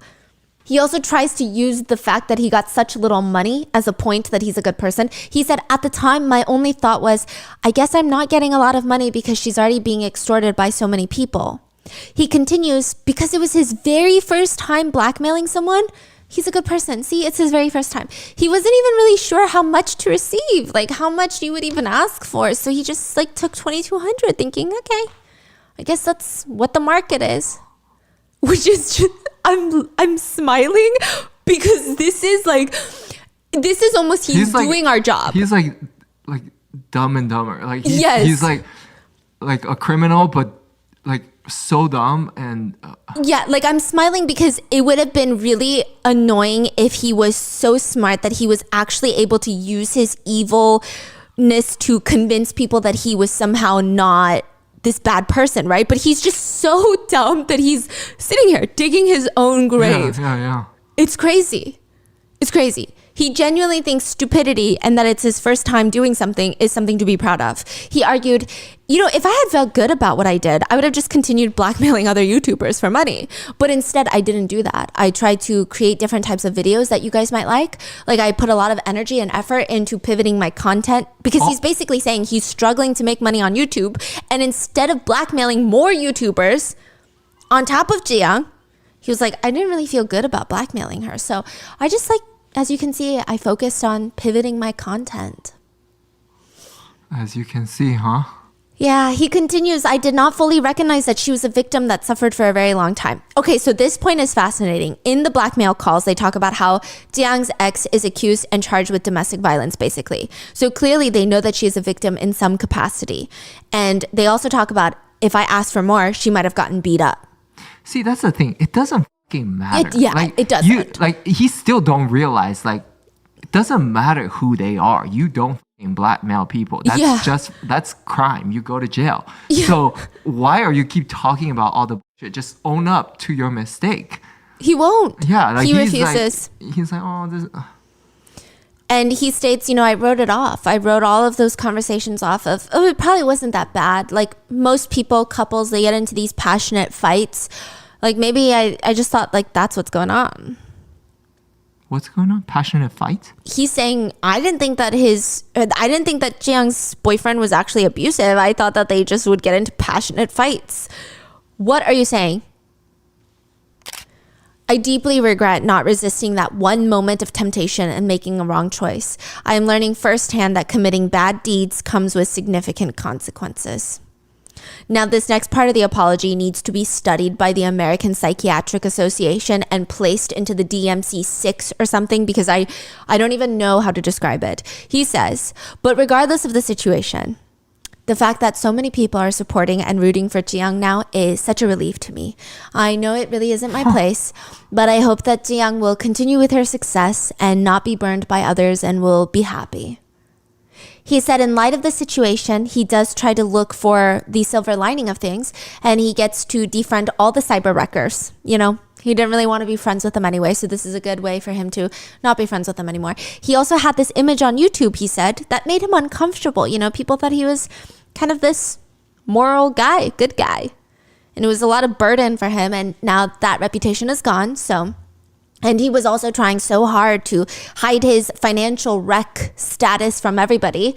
But now that's out in the open as well. Wait, I'm so sorry. He said people thought I was a good guy, and that's burdensome to him. Yeah. To live up to you this must be standard. a really shitty guy to be burdened that people thought you were a decent guy. Yeah. That is a crazy statement to be made. And the fact that he's like, I can't believe people think I'm a good guy. I'm evil. So the fact that I was stressed. Now that everybody know that I'm evil, I feel relieved because I am evil. Now that you pointed out that way, yeah. That is crazy statement. And the fact that he's I was trying so hard to hide the fact that I was broke from everyone. And now that that's out in the open too, it does feel better. He's it does feel like a weight has been lifted off of me. He also states that the video was uploaded a little later than he wanted because for the past few days since all of this news broke, all he's been doing is sleeping. He said, it's not because I was talking to Jay and Caracula and trying to figure out how to get our story straight or trying to figure out the best way to play this. It's truly because every day for the past 3 days, all I did was avoid reality. I slept all day. I ate just 1 meal a day. The just eating 1 meal a day, he also says it like everyone is going to fall to their knees and start babying him in the comments. The way he says it is very like, hunky, like 1 meal. Netizens naturally wanted to light his apology on fire. It feels very much like he's trying to justify his actions because he believes other people are so much worse than me. So I'm okay. Because remember, this is the guy that runs the YouTube channel figuring out which videos are staged or manipulated. It's called Chujak. And one netizen commented, why couldn't you detect the Chujak of Jay receiving $39,000 and burning your life for just $2,000, bro? LOL. Jay received $40,000 basically, okay? But lied about receiving $7,000 and gave you like $2,200, LOL. Another comment reads, I don't know at all that you're struggling financially. Like, I don't care. Why are you explaining it in such detail? Wedding gift money? Ha ha ha ha ha. What do you want me to do about it? Why are you selling your feelings? Ha ha. Another one reads, so what he did throughout this whole video was 1, I didn't know. 2, I didn't have money. 3, it's my first time, okay? 4, I'm being treated unfairly. 5, I'm having a hard time. I only ate 1 meal. 6, I'm not that bad of a person. Yeah, that's basically what he said. Yeah. Another netizen comment just reads, honestly, he just seems like the biggest idiot out of the 3. Yeah, that too, yes. Now, Underdog Jay, goes on to address the situation through a video as well. If he were to sit there and tell you on camera that he sprouted a second nose on his forehead, I believe that would hold more truth than the video that he actually posted. The whole thing smells like bullshit. I think there is a fine line between confidence and pure delusion. I think Jay has never even seen that line because he is so far deep in Delulu land. He is sitting with confidence in front of the camera and with his full chest, he explains, this is not a case of Jiyoung being blackmailed by me and by YouTuber Jin. This is a case of 2 scam artists, YouTuber AK and YouTuber Pan. The first 2 that received the blackmail footage. So AK gets it from Jay's phone and gives it to Pan. See, all of them are pointing finger at someone else. Yeah. And saying that, no, they are the messed up one. First, AK, the YouTuber, former friend of his, took his phone and illegally obtained a copy of the audio. Second, Pan, the YouTuber allegedly using his story to cover up for his alleged SAR friends involved in the Miryang 44 case. This is them, okay? Speaking of, the title of this video is I will report AK and Pan for their second assault incident against Jiyoung. It's not an apology. It's a video about AK and Pan. He says, this is truly about how they victimized Jiyoung a second time. This is not about him. This is how they illegally obtained recordings to expose private matters, to open Jiyoung's wounds, just to what? Explain themselves, feel better about themselves, get revenge, to cover up for Miryang 44. He states, I indeed did in fact receive money from Jiyoung. However, I did it. I received the money to give it to other YouTubers who are blackmailing her. I am the middle man. I was going to use $40,000 that she gave to me to give to YouTubers who were trying to make videos on her so that they could keep her past a secret. I was like a consultant. He said that on the phone call with Jin, the audio that was released, I had to pretend to be the bad guy in order for him to confess all of these things. I don't know what to say. Wow. I had to guide them into believing that this was all they could get and that I was on their side. Okay? Does he think we're dumb? Yes, absolutely. Because he says it with his full chest for 20 minutes straight. I just wanted them to leave her alone, and once they get their hush money, they'd be gone. I just needed to act like one of the bad guys. I acted like a double agent. That's what I was doing. I got money from Jiyoung, not because I was blackmailing her, but because I was a double agent. He said if he needs to apologize right now in this situation, what he did wrong is he failed to protect Jiyoung's right to keep her pains hidden. That's what he said he did wrong. he couldn't protect her forgotten rights. I mean, you have to give it to him. He is fully committed to his stupidity. He is married to this dumb story. This is his story and he's not backing down. He said he received an anonymous tip about Jiyoung's past. We now know that anonymous tip to be the ex-boyfriend's attorney, but he received it. And he said that he would normally ignore stuff like this. But it seemed credible. And the anonymous tipster was able to provide incredibly specific details, claiming that Jiyoung was forging documents, accusing her ex-boyfriend falsely of domestic violence, bullying small businesses, used to work at a hostess bar, doing all these things that go against her image of being this nice girl online. Which, I mean, you would expect him to immediately, as a cyber wrecker, make an expose video on Jiyoung, right?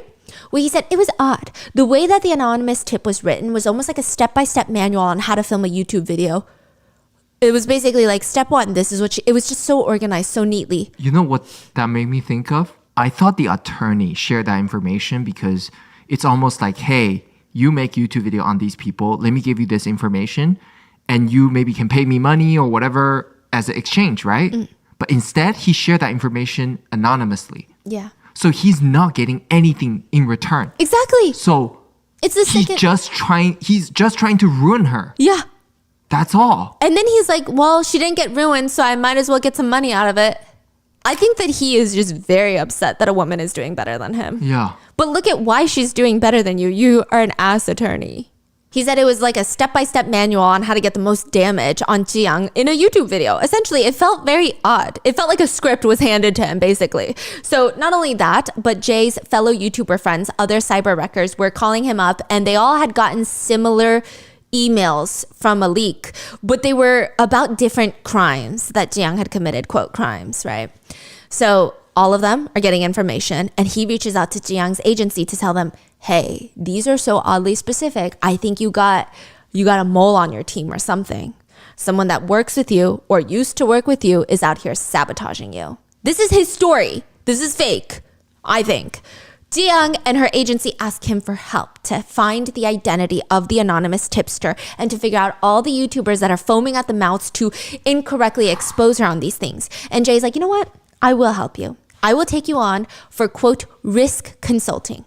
So he takes $40,000 for his risk consulting services. That's what he says, but it's very much likely it was just blackmail because they did need a contract and they can't write blackmail on the contract. Yeah. So they wrote risk consulting. For $40,000. What are you talking about right now? Yeah. And he starts reaching out to all the YouTubers that received anonymous tips to see what they were going to do with the information. And he said, the controversial recording the YouTuber Jin happened while I was building rapport with these YouTubers who had negative feelings towards Jiyoung to obtain all of this information. All the information I gathered was handed right over to Jiyoung's agency. At the time, I foolishly thought that paying YouTubers was the only way to stop them from exposing Jiyoung and making videos. I even used my own money to pay. I paid some of these YouTubers with my own money. And then when I didn't have any more money, that's when I reached out to Jiyoung and they gave me money, $40,000 to pay.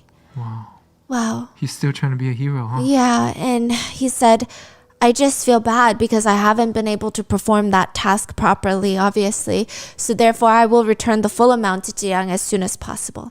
He states, I'm sorry for not being able to protect Jiyoung's right for this incident to be forgotten. What I'm clearly stating is, I swear to the heavens that I have not done anything to be ashamed of, and I will do my best to stay by Jiyoung's side to protect her rights. Let me say this again. I have not received any money through shameful means, nor have I acted in a shameful way. Please just wait one day. Just as always, I will come out as the winner in the end. Which is his version of events. It's a bizarre hero complex trope at best. At worst, it's fully re-victimizing Jiyoung and spreading lies to clear his name so that he can continue making dirty money. And netizens were confused on how someone could be so confident stating such a bold-faced lie. They commented, so in conclusion, he did not expose Jiyoung himself, but instead received $40,000 to help make sure nobody else exposed her. But because he was recording himself and gave his phone to his former friend AK, who along with Pan revealed the audio recordings, he accidentally appeared like the bad guy while everybody else caused Jiyoung secondary harm. This is just like the most coinky-dink, oopsie, I'm actually not the bad guy story. Am I getting this right? Yep, exactly. Yeah. He also posted pictures of the contract for risk consulting that he has with Jiyoung's agency. And a few netizens pointed out the contract date for him receiving money from Jiyoung to help her and her agency figure out who's spreading these malicious lies was February 27, 2023. The audio recording of him and Jin plotting to blackmail Jiyoung is February 20th, 2023. Wait, say that one more time. He signed the contract with Jiyoung's agency 7 days after the blackmail audio tape. So he's like, no, I was pretending to be bad on the audio tape to build rapport. It's like... Yeah. So he's already working for Jiyoung before he's working for Jiyoung? Because he said that it was only after talking to Jiyoung and finding out the truth, he felt like, oh, I'm on her side. I'm going to help her. But he hadn't talked to her yet. Yeah. So what does any of this mean? Netizens have commented on Jay's very fascinating brain and how it should be studied. They commented, it costs money to protect her painful, forgotten rights, eh? Is that why you blackmailed her? I guess it costs $40,000 to protect someone's rights now. Another netizen pointed out, it seems like he's playing both sides. Maybe he initially made it seem like he was the good guy to Jiyoung's people till they found out that he wasn't, which is honestly worse. Right. So he might have not been like, hey, I'm blackmailing you. He might have told Jiyoung, like, I'm going to help you. Right. Which honestly is worse. Right. Yes. Oh my gosh. Yes, that makes sense.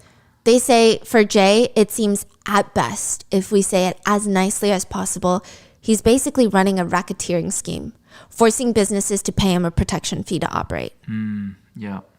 Another netizen just said, a double agent? Please go see a therapist. But also, if Jay's story is true, why did Jiyoung and her attorneys file a complaint with the Seoul Central District's prosecutor's office against Jay, Jin, and the no longer anonymous tipster? Another thing that's very fascinating about Jay that people have pointed out is that none of this would have been known had Jay not recorded all of his calls with other YouTubers. But it turns out he was so deep in the business of blackmail and extortion that he recorded basically every phone call, just in case. He was so desperate to be able to blackmail them one day, to have leverage on them, that he was willing to record himself committing a crime. One netizen comments, if you're going to record yourself blackmailing someone, maybe learn how to take care of your phone a little bit better. And that's so fascinating because I'm assuming AK made a copy of Jay's phone, probably with blackmailing intent. Yeah. Right? Like, why the hell would you... You're digging for something to blackmail someone. So all of these people are just the shittiest of... The shittiest people. Yeah. Another one just said, I think Jay should be eradicated. We should just douse him with pesticides and get rid of him. Caracula broke his silence. This is the one that gave advice. He is like the more well-liked cyber wrecker. I wouldn't say he's like beloved. He's not like Jiyoung where most people like him, but he was a little bit more well-liked. He did have previous controversies, but you know, he was the one that gave advice that Jiyoung is the golden goose that lays the golden eggs. So maybe don't blackmail her. He broke his silence after the whole incident and he posted a paragraph that reads, I had a fever in the morning and last night, so I took some medicine and fell into a deep sleep. I woke up this morning to 40 missed calls and my YouTube channel filled with hate comments. And I'm all over the news as if I'm a son of a bitch who took money under the table. I'm not sure if this is a dream or reality, but my head is in a daze this morning. I'm not sure if this is revenge for my coverage on another incident that I think Kim and Jay didn't like. But he writes, Jay and Kim, are you sure you can handle this war? Oh. It seems like he's mad at Kim because he's the one that exposed the audio. He's mad at Jay because they were supposed to be friends, but then he recorded the whole conversation. And that's the recording that was leaked in the first place. And he said, you guys want war? He writes, are you guys ready? You can handle this war? Are you sure? Because the person who has nothing to lose isn't as scary as the person with a lot to lose who's willing to lose it all. He posted a threat. I swear on my two sons that I've never received any dirty money. This is the only thing I'm proud of as a YouTuber, which is like the bar is so low. I'll be putting a pause on the scheduled content and quickly return with evidence proving my innocence. Please put your neutral helmets on, viewers, and wait for me. I'm not going to go down like this. For whose benefit? Then he posts a YouTube video stating that he is being slandered, accused of being a blackmailer. He says in the video that he did not receive a single cent from Jiyoung. He ends the video by sending a public request to Jiyoung and her legal team asking for help in resolving how unfair he feels the situation is.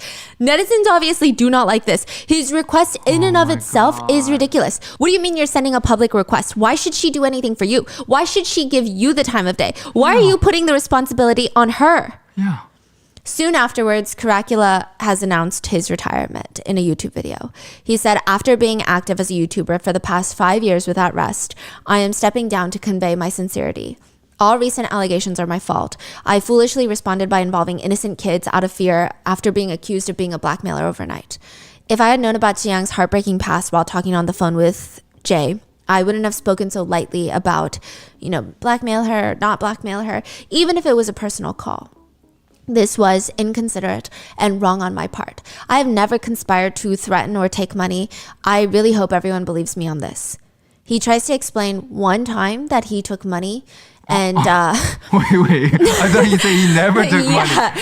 He says it was not blackmail money, kind of. He said, okay, it's somewhat paraphrased for clarity, but he said that he was receiving money from a person known as Suit, who's currently in prison for fraud.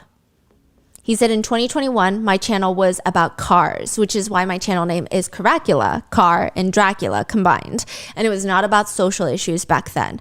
I introduced Suit to another businessman, and the two of them were going to raise money for a new business, and they gave me $22,000 to provide media attention to their business. I use that money personally. What the?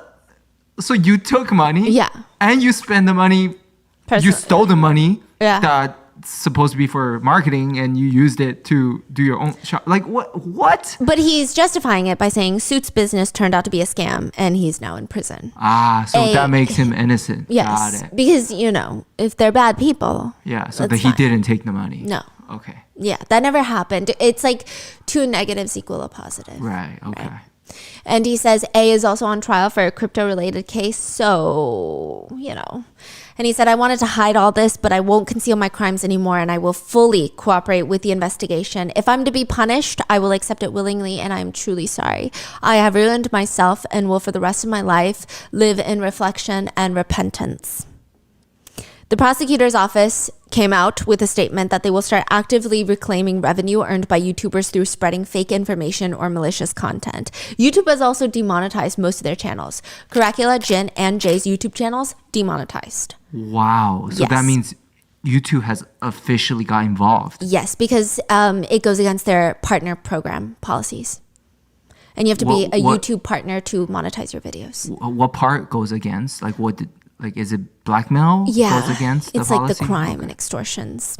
So after he got demonetized, he say, I retire. Yeah, a lot of them just retired after they got demonetized. Right, is okay. The vibe. It's not you, you got fired. Basically. Yeah. Okay. Yeah. And the prosecutor's office is saying that they're going to be reclaiming revenue earned by YouTubers that spread fake information or malicious content, which on surface level sounds great because if they can reclaim some profits, maybe they can give it to the victims. Some netizens really supported it initially, but it's too good to be true, right? Other netizens are concerned. They comment, in other words, sure, this case, but think about all the other cases. In other words, all channels the prosecutors find offensive will be considered criminal channels and they can claim profits from them. So they have control. Yes. And another comment said, there's so much room for this to be abused. If the prosecutions can claim profit as proceeds of crime for defamation, it means they can pressure the political channels that criticize the government or their work. Yep. Another comment reads, so they want to bully YouTubers who talk shit about them, and they're using this case as the excuse and the example. So it's getting very messy. The Bar Association is investigating attorney Choi, the one that leaked the information to the YouTubers. Some people say that he might not actually get in any trouble because technically there is no attorney-client privilege since A, the client is dead. Additionally, he did not leak any information that I guess is unfavorable to the dead client. And Jiyoung was never his client. He also signed the contract with Jiyoung to be her advisor after he already leaked the information to YouTubers. Which is morally even more disgusting, but legally it could help him, is what a lot of netizens are concerned about.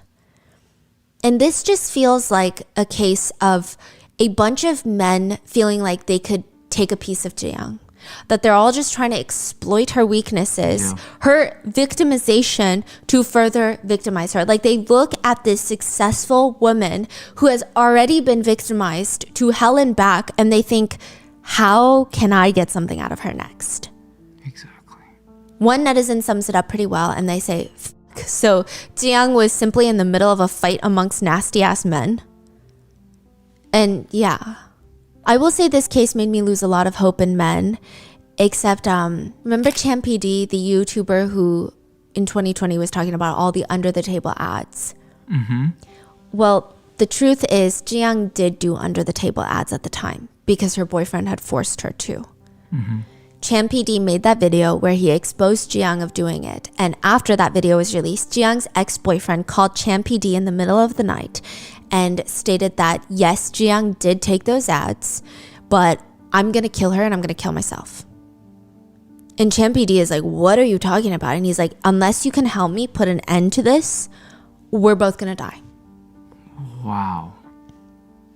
Chan PD lies on camera after that. He posts an apology video where he says that his information was wrong and Jiang did not take under the table ads. He goes on a live stream with Jiang, and even though he wasn't wrong, it didn't matter to him because Jiang's life was in danger. I don't think that he knew that the ex was abusing Jiang to that extent, but clearly he's a very scary person if he's threatening to, self-exit with her. He just thought, I can't let her die. And so in that video where he apologizes to Jiang, they're both sitting at the table and Jiang is crying. She's very emotional and it makes him appear worse because a lot of the comments at the time said, look at everything he's putting her through. For what? Fake information? He just wanted to spread lies on women. And the truth is Jiang was so sorry that he was doing this for her and terrified that her boyfriend was going to kill her and emotional about the shitty situation that she was in, that she couldn't even look at him. And because when you're so guilty and you feel so bad someone is doing this for you and like basically ruining his career for her, she couldn't even look him in the eye. At one point, he bows to her, apologizing, and you see her almost shake her hands like this, like, no. Like, don't bow to me. Yeah, like, don't bow to me. Like, no, you didn't do anything wrong. But she can't say anything because her ex is threatening to kill her. He continues to apologize, and during that time, he received over 80,000 malicious hate comments, and he was physically assaulted. A viewer threw a rock at him on the street because they hate him. He was just the most disgraced YouTuber for a long period. He never said anything. No. And Jiang was able to gain her career back after that because people actually rallied behind her. How? And this information was shared when? By another YouTuber who seems to have audio conversations between them. I don't know if a friend leaked it or something, but there's a phone conversation after all of this. And it's Chan PD talking to Jiang, and he basically says, it's okay because I was able to save someone. And I'm a business person, so even if I don't do YouTube anymore, I will make a living doing something else. And Jiang is profusely apologizing to him, and he just tells her, you don't have to worry about me. How's your health? You don't have to feel guilty. It's a happy ending if you keep brightly doing your broadcast for the fans who have been waiting for you. I'm much older than you, and I have a lot more experience in society, and I can endure it. I hope you stay healthy and you spread your positive energy to others. Personally, as a fan, I would love to see you broadcast again soon. Because she keeps apologizing and he keeps reassuring her, if you keep worrying about me and thinking about the attacks on me, everything we've done becomes meaningless. Okay? That just makes it harder for both of us. Just take care of your health and stay mentally strong, and don't pay attention to the trolls and haters. You have lots of good fans around you and fans who truly love you. You felt that a lot, right? This time you felt the fans' love, so stay strong. Okay? I want you to do well, Jiang. And rest well and make sure to eat properly, okay? Thankfully, he's getting a lot of love now. I don't think he's addressed the situation at all. He's just posting his little food review videos. And people are like, how can there be such horrendous people on the same platform as Jiang and Chan PD? And Jiyoung's team, they seem like her protectors as well. They never really get the recognition because they're behind the camera, but it seems like they were the ones that gave her the strength to even get an attorney. And Jiyoung herself, she's a survivor. While all these other men involved, I mean, I don't know. I don't think that there are acceptable words in any language to describe what they are. To them, they see a woman's success and they can only think, how is that going to benefit me? How can I take that from her? How can I get a piece? Back in 2021, and this makes me even more upset, a netizen even suspected that something strange was happening with Jiyoung. In 2021, they wrote in an online forum, Jiyoung seems a bit naive. I don't know, something about her videos. It feels like a bear that is doing all the work while someone rich behind the scenes is making all the money. I mean, have the people that work for her and her channel, have they ever been revealed? Like her business? Who is their manager? Does she have some sort of agency? I don't know how else to put it. It just feels like she's doing all the work and someone else is profiting. Mm-hmm. The comments on that post in 2021 were flooded with disagreeers. They said, I actually think it's the opposite. I think it's her trying to be perceived as naive. Honestly, I think she seems more calculating to me. She's a bit more of a fox than a bear. I think she's really good at manipulating her viewers and making it appear that she's this innocent girl. But she's a crazy, clever, cunning businesswoman. She's very manipulative is the feeling, not naive. Another comments, I think the OP is more naive. She's not naive. Trust, she's making money. It's crazy how even when someone noticed something odd, the comments are not even giving the idea the time of day. They are so quick to say that a successful woman is manipulative, sneaky, cunning, and all these things, and that she's pretending and acting and she's pulling the wool over on her viewers' eyes.